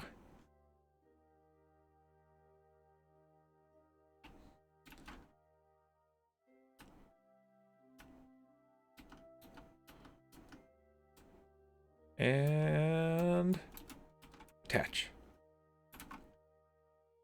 There we go. All right, now it is one ship. And let's do the fuel balancer thing again. Let's make sure that we've got the right fuel tanks. That guy, yep. And these three, perfect. This thing does a good job of organizing these in the list. And let's see if we drain it completely dry. We need the oxidizer too. Oh, not quite. We're still going to have some fuel in here.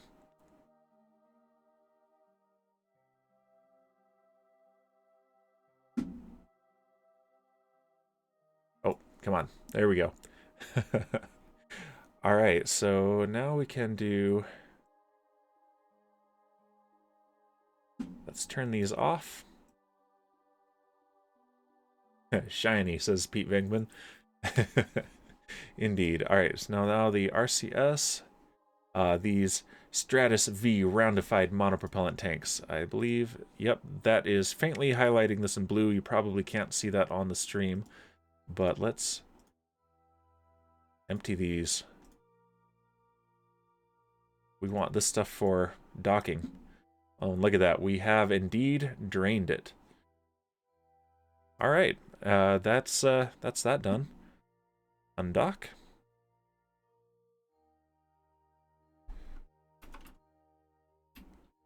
And let's push off.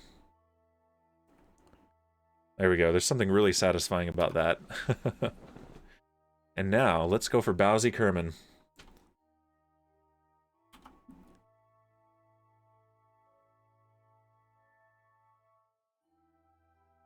Alright, so we're in a pretty decent spot. So what we want to do, we're orbiting this way, and we want to increase our orbit around the moon and decrease our orbit around Kerbin. So the most optimal place to do that is right here, where we're headed this way. So we will raise our apoapsis up here, but we're actually slowing down relative to Kerbin.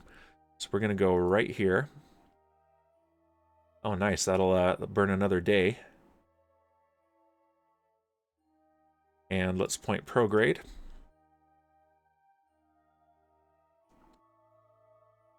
And since we've rotated, we actually want to go a little bit farther. So we're right between the moon and Kerbin. There we go, and that will be excellent right there. All right, and let's burn. And we did it again. Okay, control from here. There we go. I was controlling from here. I need to remember that. Fortunately, we're okay. We barely burned any fuel, and we have plenty now. But that is why that's important. And I noticed as soon as this started pivoting instead of increasing. All right, there we go. Yep. And so now we look at our periapsis, and we want it to, let's see, Bowzie Kerman is in low orbit. So let's just get in there close. Maybe about 150 kilometers. I think she's at about 80 or 85 kilometers. So we're going to end up going there. But yeah, that will do. And yeah, that is a perfect return burn on the second attempt. So let's go ahead and time warp. Let's watch the moon go away. There's Kerbin. Where's the moon? There it is. Goodbye, moon.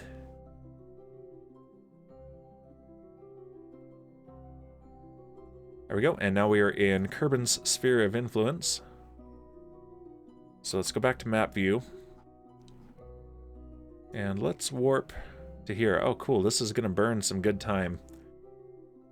I like being productive while we're burning time. Whoa, did that go right past? It did, jeez. Why did it do that? That was weird. It wasn't supposed to do that. But it is alright. At least we're not playing with any of the mods that have life support in there, so they actually have to eat, drink, breathe, have the heater on. These guys can survive indefinitely in space, even in just their spacesuit. At least in the vanilla game. Alright, which one is Bowzie's pod?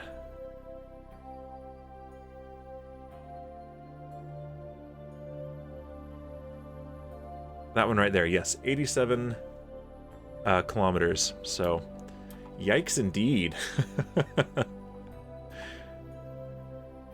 That's the kind of thing that happens when you manually time warp too fast, but clicking on the thing, it should not have taken me for 2 orbits. It should have taken me for 1. That was a little bit odd. Alright, let's point retrograde.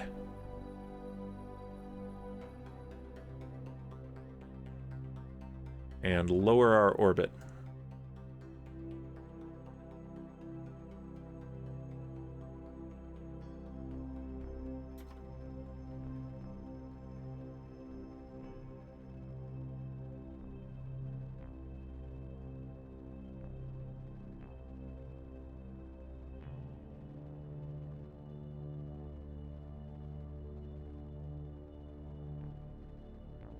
Doing well here. Everything looks normal.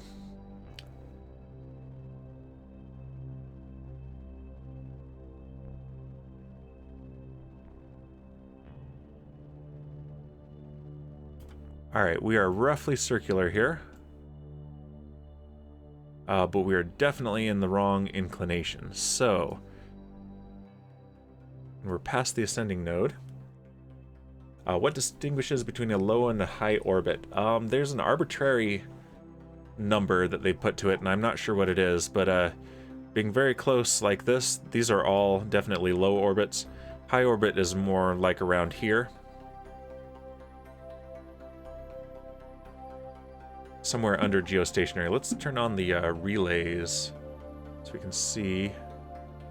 Communications relays, where are they? There we go.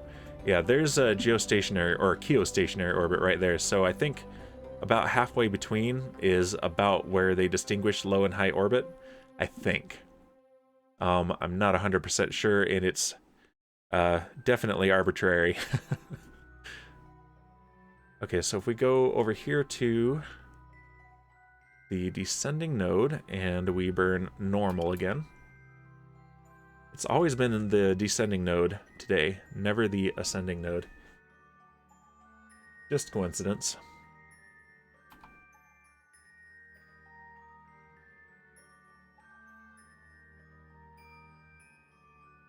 Yeah, we're going to be low on fuel again.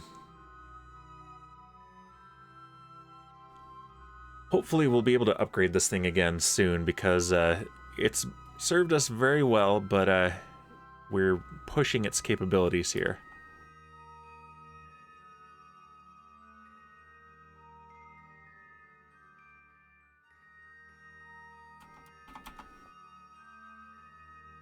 Alright, now we need to go towards north, basically. Burn at a right angle to our inclination. And there's the marker right there.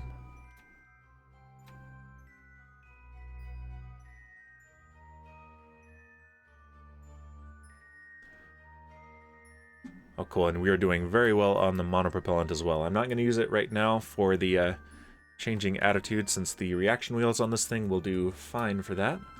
But we will want it for docking. Here we go. Alright, throttling up just a bit.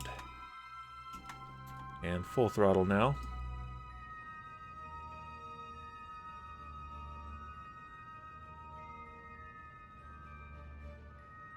Yeah, I shot past it just a little bit there. That is okay.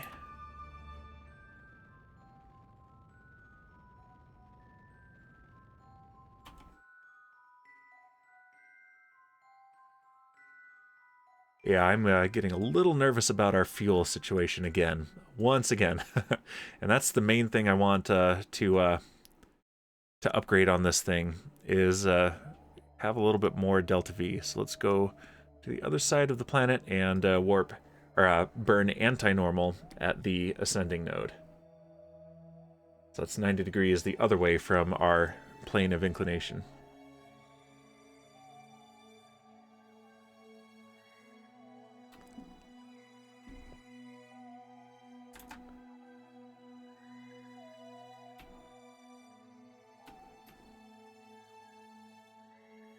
Alright, just going to point right here at the anti-normal marker.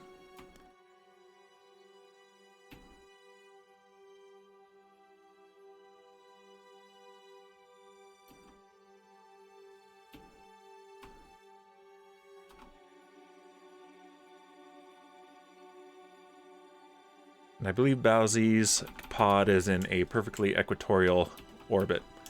Alright, so let's just burn a little bit here. Won't take much more. There we go. Perfect. Perfect burn. And we only have 683 meters per second, so we're going to go to the station. We will rescue Bowzie. We're gonna get Bowzie.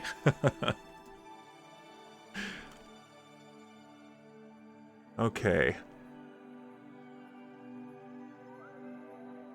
And there's the station there. It's underneath us. Okay, that is good because we're in a higher orbit. That means it will catch up. Oh yeah, our station has landed on the surface. Because I failed to burn it up in orbit last time. It soft landed.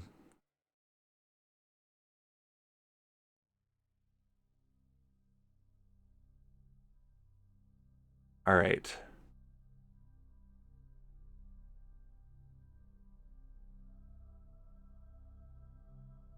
Okay, 4 orbits will do it.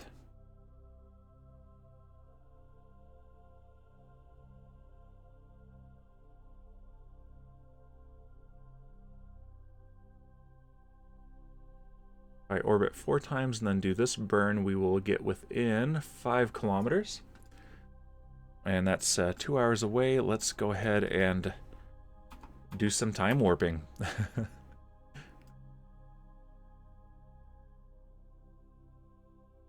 Why is it not letting me zoom in and out? That's interesting.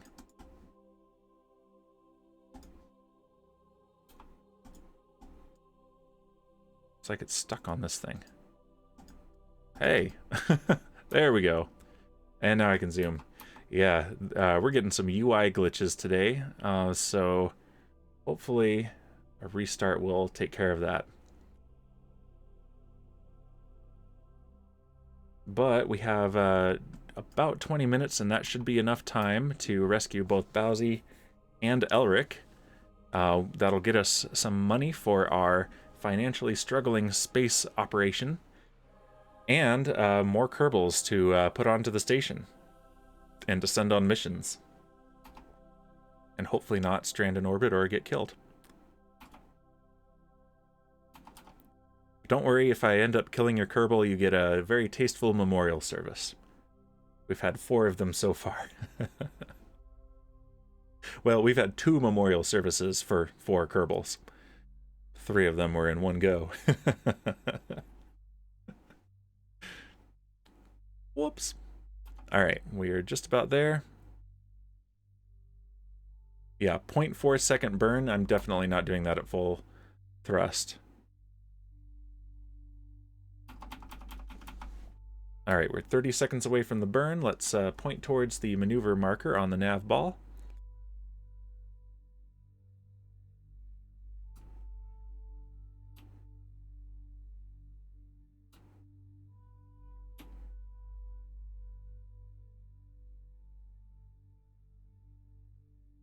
And maybe about 5 seconds away, we will just gently throttle up. Just a touch. Just tap on the gas.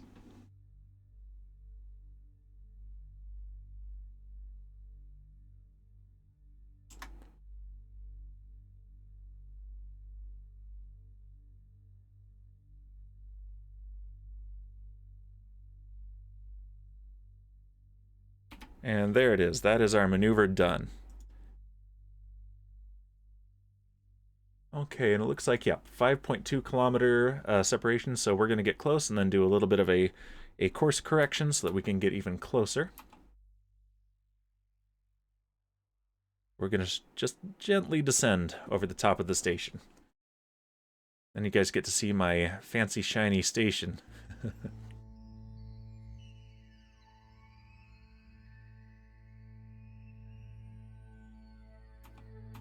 Whoa, whoa, whoa, whoa, whoa, whoa, whoa. Okay, that... I touched the wrong key. Oh, I'm so mad. Oh, I am so mad. Oh, did you guys see that?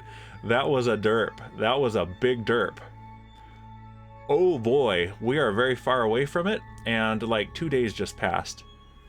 I tapped the time warp increase button instead of the time warp decrease button, and disaster! Let's fix this. So, if we go, we need to go to our periapsis, which we're almost at. Okay, good. Whew. All right. Yep, that was interesting. Let's go right over here. That was a big major derp. My hand's one key offset on my keyboard caused that much disaster. My guy's just, Raider, you fell asleep. You fell asleep in the cockpit, and, you slept for like 2 days.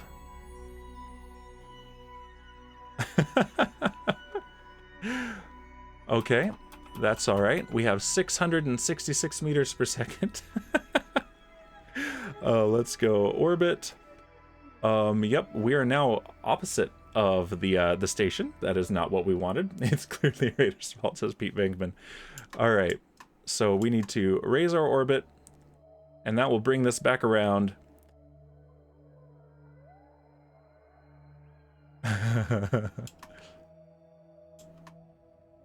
Whew. Okay.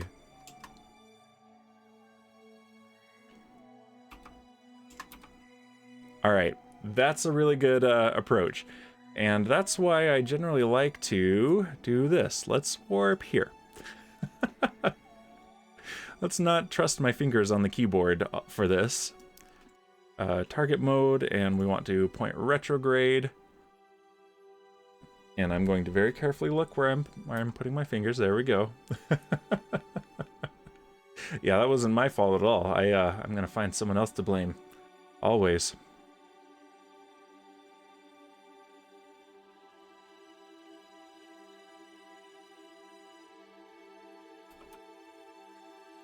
Alright, we're 2.5 minutes away from the intersect.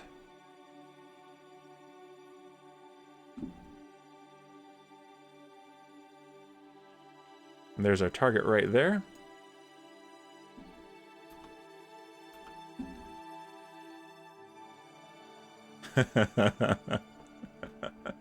Oh man, I should have given an epilepsy warning on that one.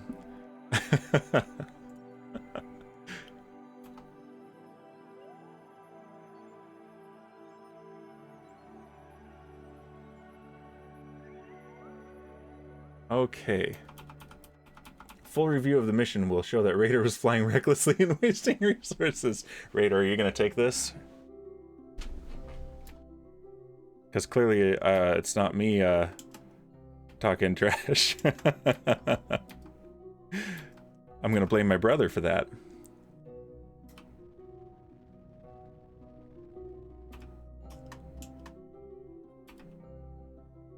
Okay, yeah, these are tight margins here. I do not like playing with these tight margins.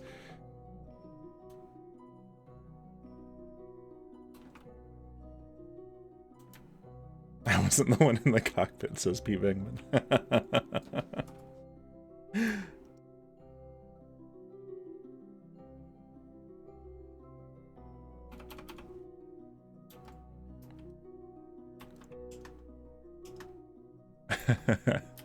Technically correct. The best kind of correct.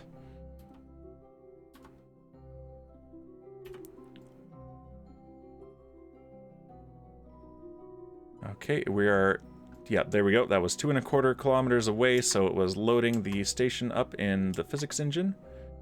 There's always a lag spike when that happens. Alright, we're going to pass 500 meters away.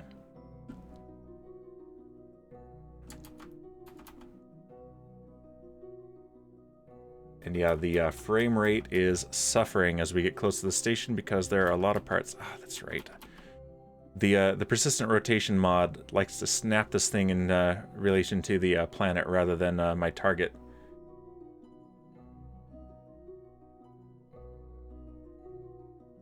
Okay, and we need to slow the heck down.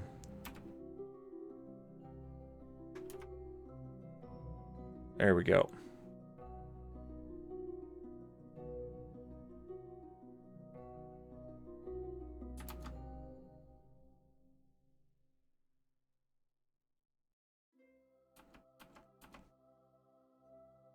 103 meters per second delta V left. Oh, man. Oh, geez.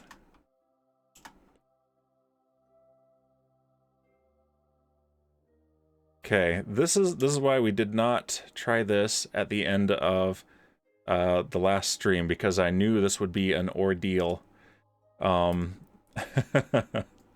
right, so now we change to this. Control from here. Also open it. Locked camera. Aim camera. All right, and let's go and dock at our station.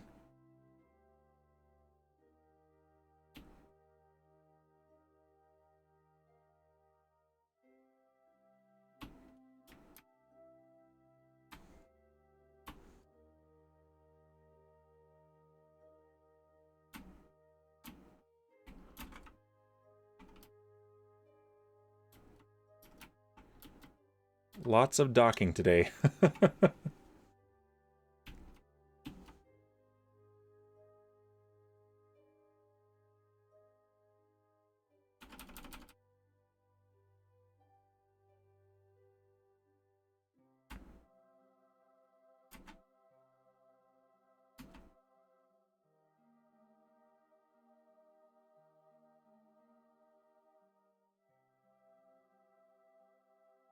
All right, we are getting very close here. In fact, we can choose our actual docking port. Maybe. Need to get a little bit closer, I guess.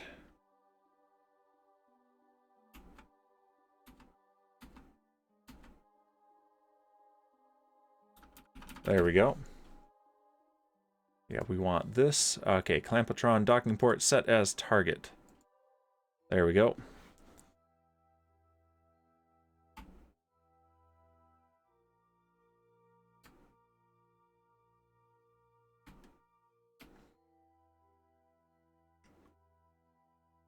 Got a mind-blowing 14, 15 frames per second here. There are a lot of parts that this game is calculating physics on right now, which are the real limiting factor on the frame rate. It isn't even the graphics card, it is the CPU.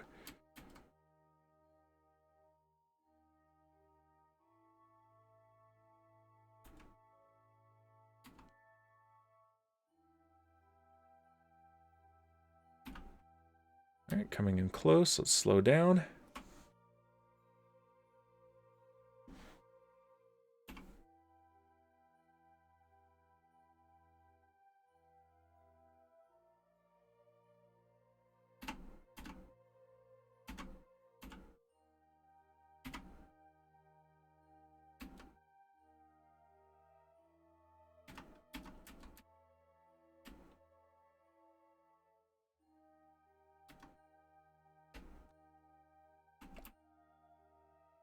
Boing. Oh, we're right on there. Come on. There we go.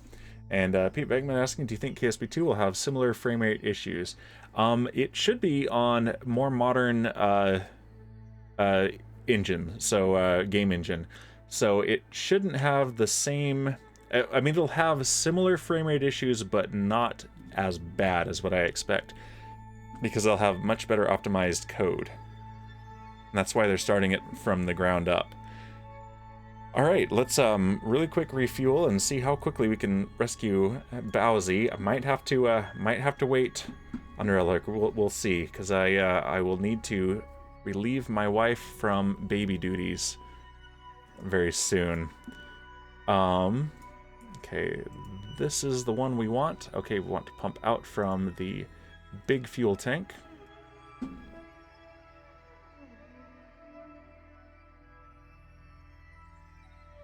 And these, I believe, have lots of monopropellant. Excellent. Yes, they do.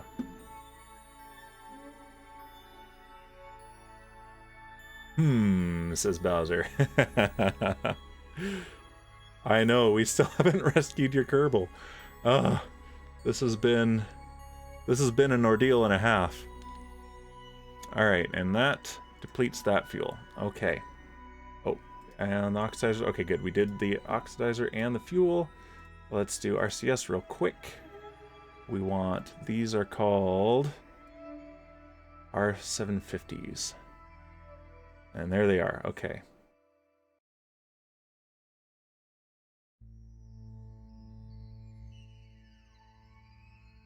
There we go. All right, so we are good to go. Still using Raider as our pilot. Let's undock.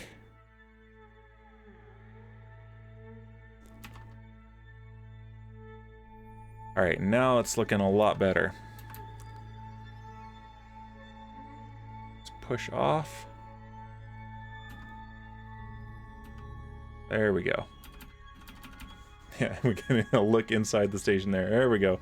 All right, back to type selection. We need ships. We need Bowzie's pod.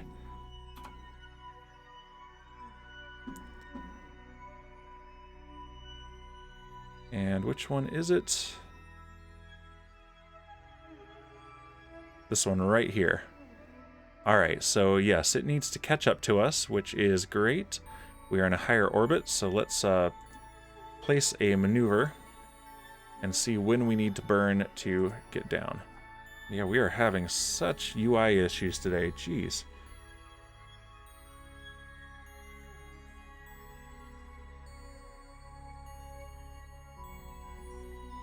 Let's pin the periapsis. Did it pin? There we go.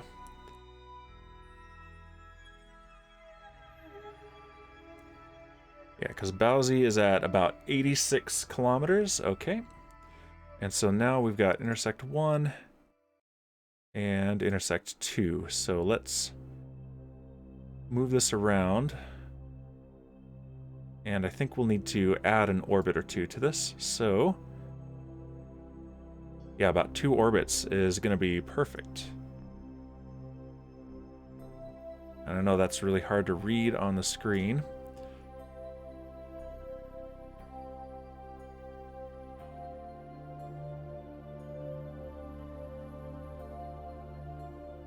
Okay, that gets us to 9.3 kilometers, and it's only a 47 meter per second burn, and it happens in 1 hour and 16 minutes. So let's time warp.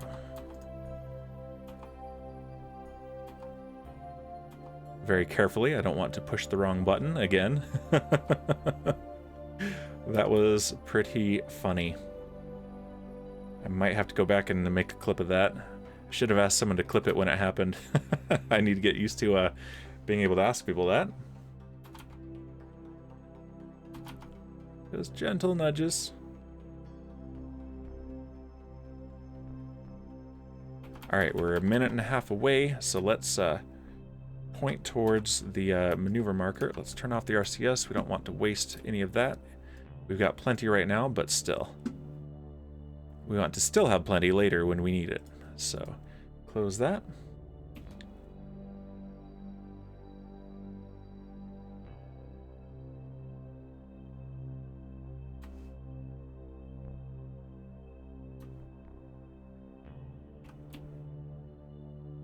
Yeah, I already made Bowzer wait 2 weeks for this. She redeemed that 2 weeks ago, and then we got this thing stranded with no fuel. I know, right? Says Bowzer. So, and then last week I didn't stream this because we did our first craft stream weekend, which was awesome, and Bowzer streamed twice on that. In fact, I'm gonna shout you out right now. I think everyone here is already following you, but still, just in case, everyone should be following Bowzer. And I did not shout out Anna. I'm a terrible streamer. There we go, Anna. Again, thanks for the raid, and I should have done that right away. I got busy talking, and no one wants to hear that. All right, let's get real close to the node.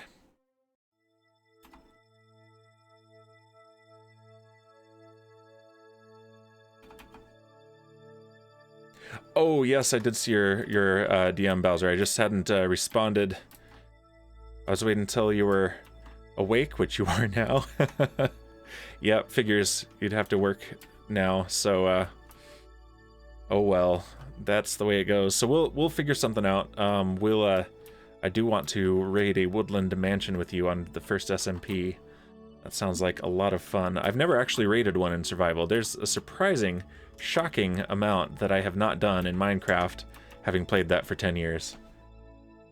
My phone's on no Discord notifications, so you can message at whatever time. Okay, that's good to know. Cool. Mine does send notifications, but they don't wake me up, so it's also not a deal anytime. If I'm awake, I respond, and if I'm not, I wait. Phone's also always on mute. Yeah, so is mine.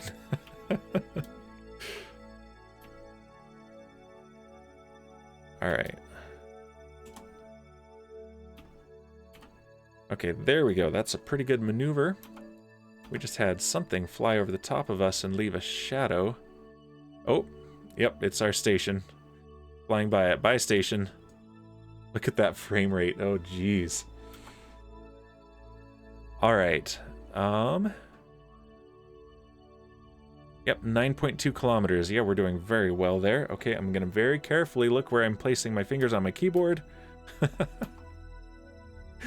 Oh, boy.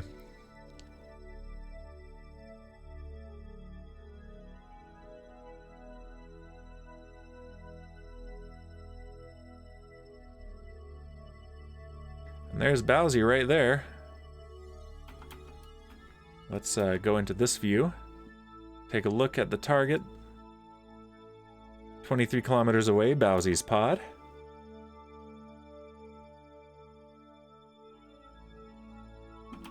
Alright, let's point retrograde and let's do a corrective burn and tighten our approach, as well as slow down our relative velocities. Pretty familiar at this point in these streams. And yeah, we're only 38 days away from the next Moho window, so next stream we'll try to get more science experiments. And let's make sure I am controlling from here. Yes, good. We'll get more science experiments and hopefully have something unlocked that we can send either the stream after that or the one after that. It should be 1 or 2 streams from now. We'll be at that window, and hopefully we'll be ready to send something else to Moho. That would be great. Okay, there's the, I'm looking for the anti-target marker, and there it is. So I need to push this towards it, so I need to be burning on that direction.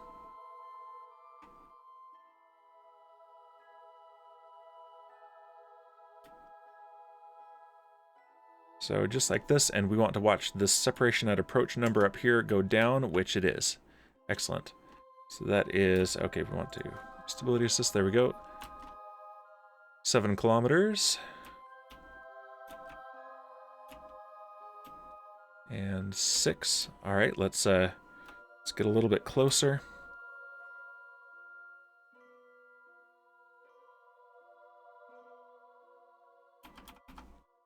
Yeah, we would not have been able to do this without all 3 of those refueling stops. So unlocking some more technology for some bigger tanks and such will be a big help. And there are some more efficient and more powerful engines on the horizon, so those will be very fun to work with. Okay, we'll pass within 4 kilometers now.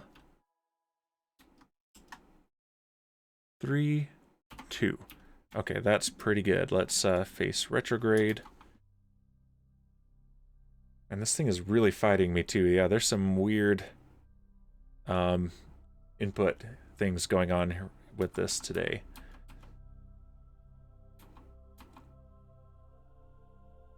So I hope you don't mind, Elric, that we're going to rescue you next time. I think I'd get murdered, and rightfully so, if I went too much overtime here. So we're going to rescue Bowzie Kerman, and then I'm going to call it for the day. And then next week we will be rescuing Elric. and driving the rover around on the moon. I'm going to see if I can figure out that UI glitch between streams. Maybe it's user error, but I think it's a UI glitch.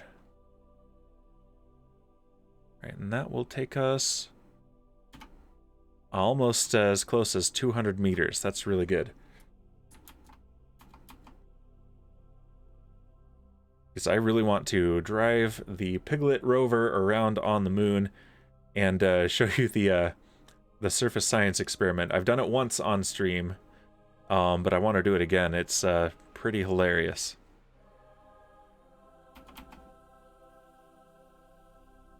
All right, we are coming up on the target. Let's slow down a bit. About 20 meters per second should do it.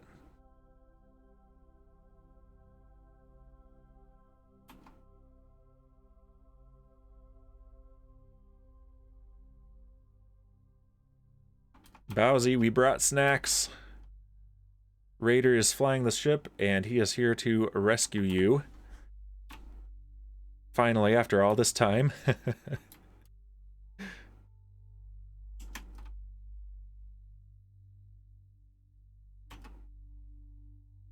we go. That will be definitely close enough.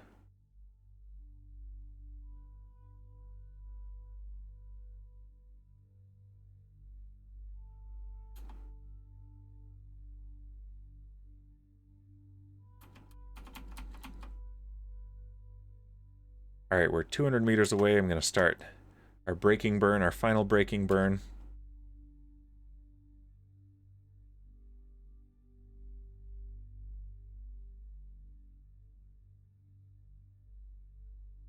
And I'll rename the Kerbal to Elric, the Troll King Kerman, between streams as well. All right, and let's come to a complete stop. There we go. As close as is good enough. All right, let's switch to Bowzie's pod. It's a cupola, and look, you've got a nice view there. In fact, let's see. That's your view, Bowzer.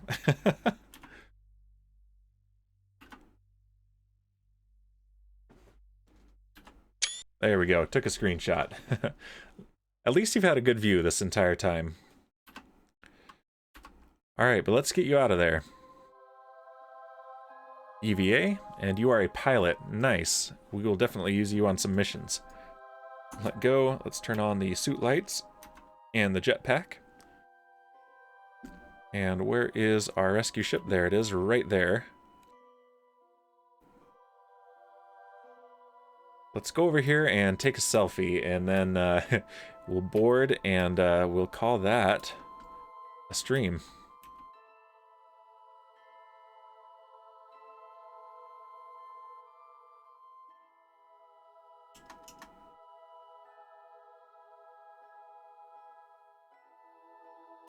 At least we're doing this during the day. This tends to happen at night when it's really dark for the stream. Let's get over here and turn around. There we go. Let's look that way.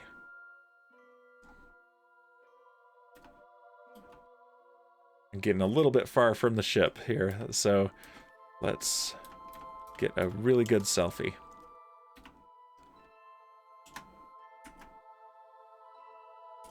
These controls are so clunky. That's something I really hope that KSP2 does well, is these controls. There we go.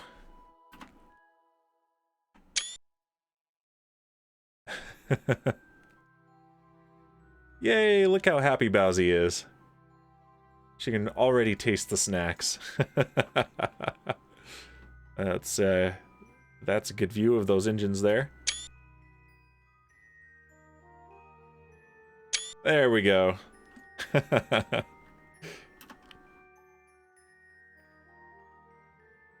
All right. Since you're a pilot, let's put you in the co-pilot seat here.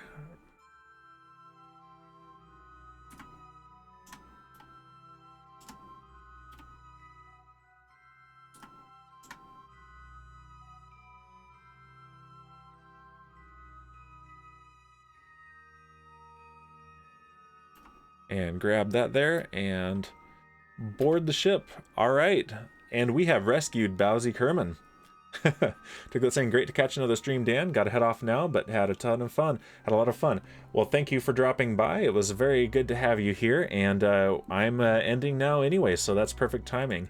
And let's see if anyone I know is on, and it doesn't look like it, so we might not do a raid. It's been frustrating trying to find good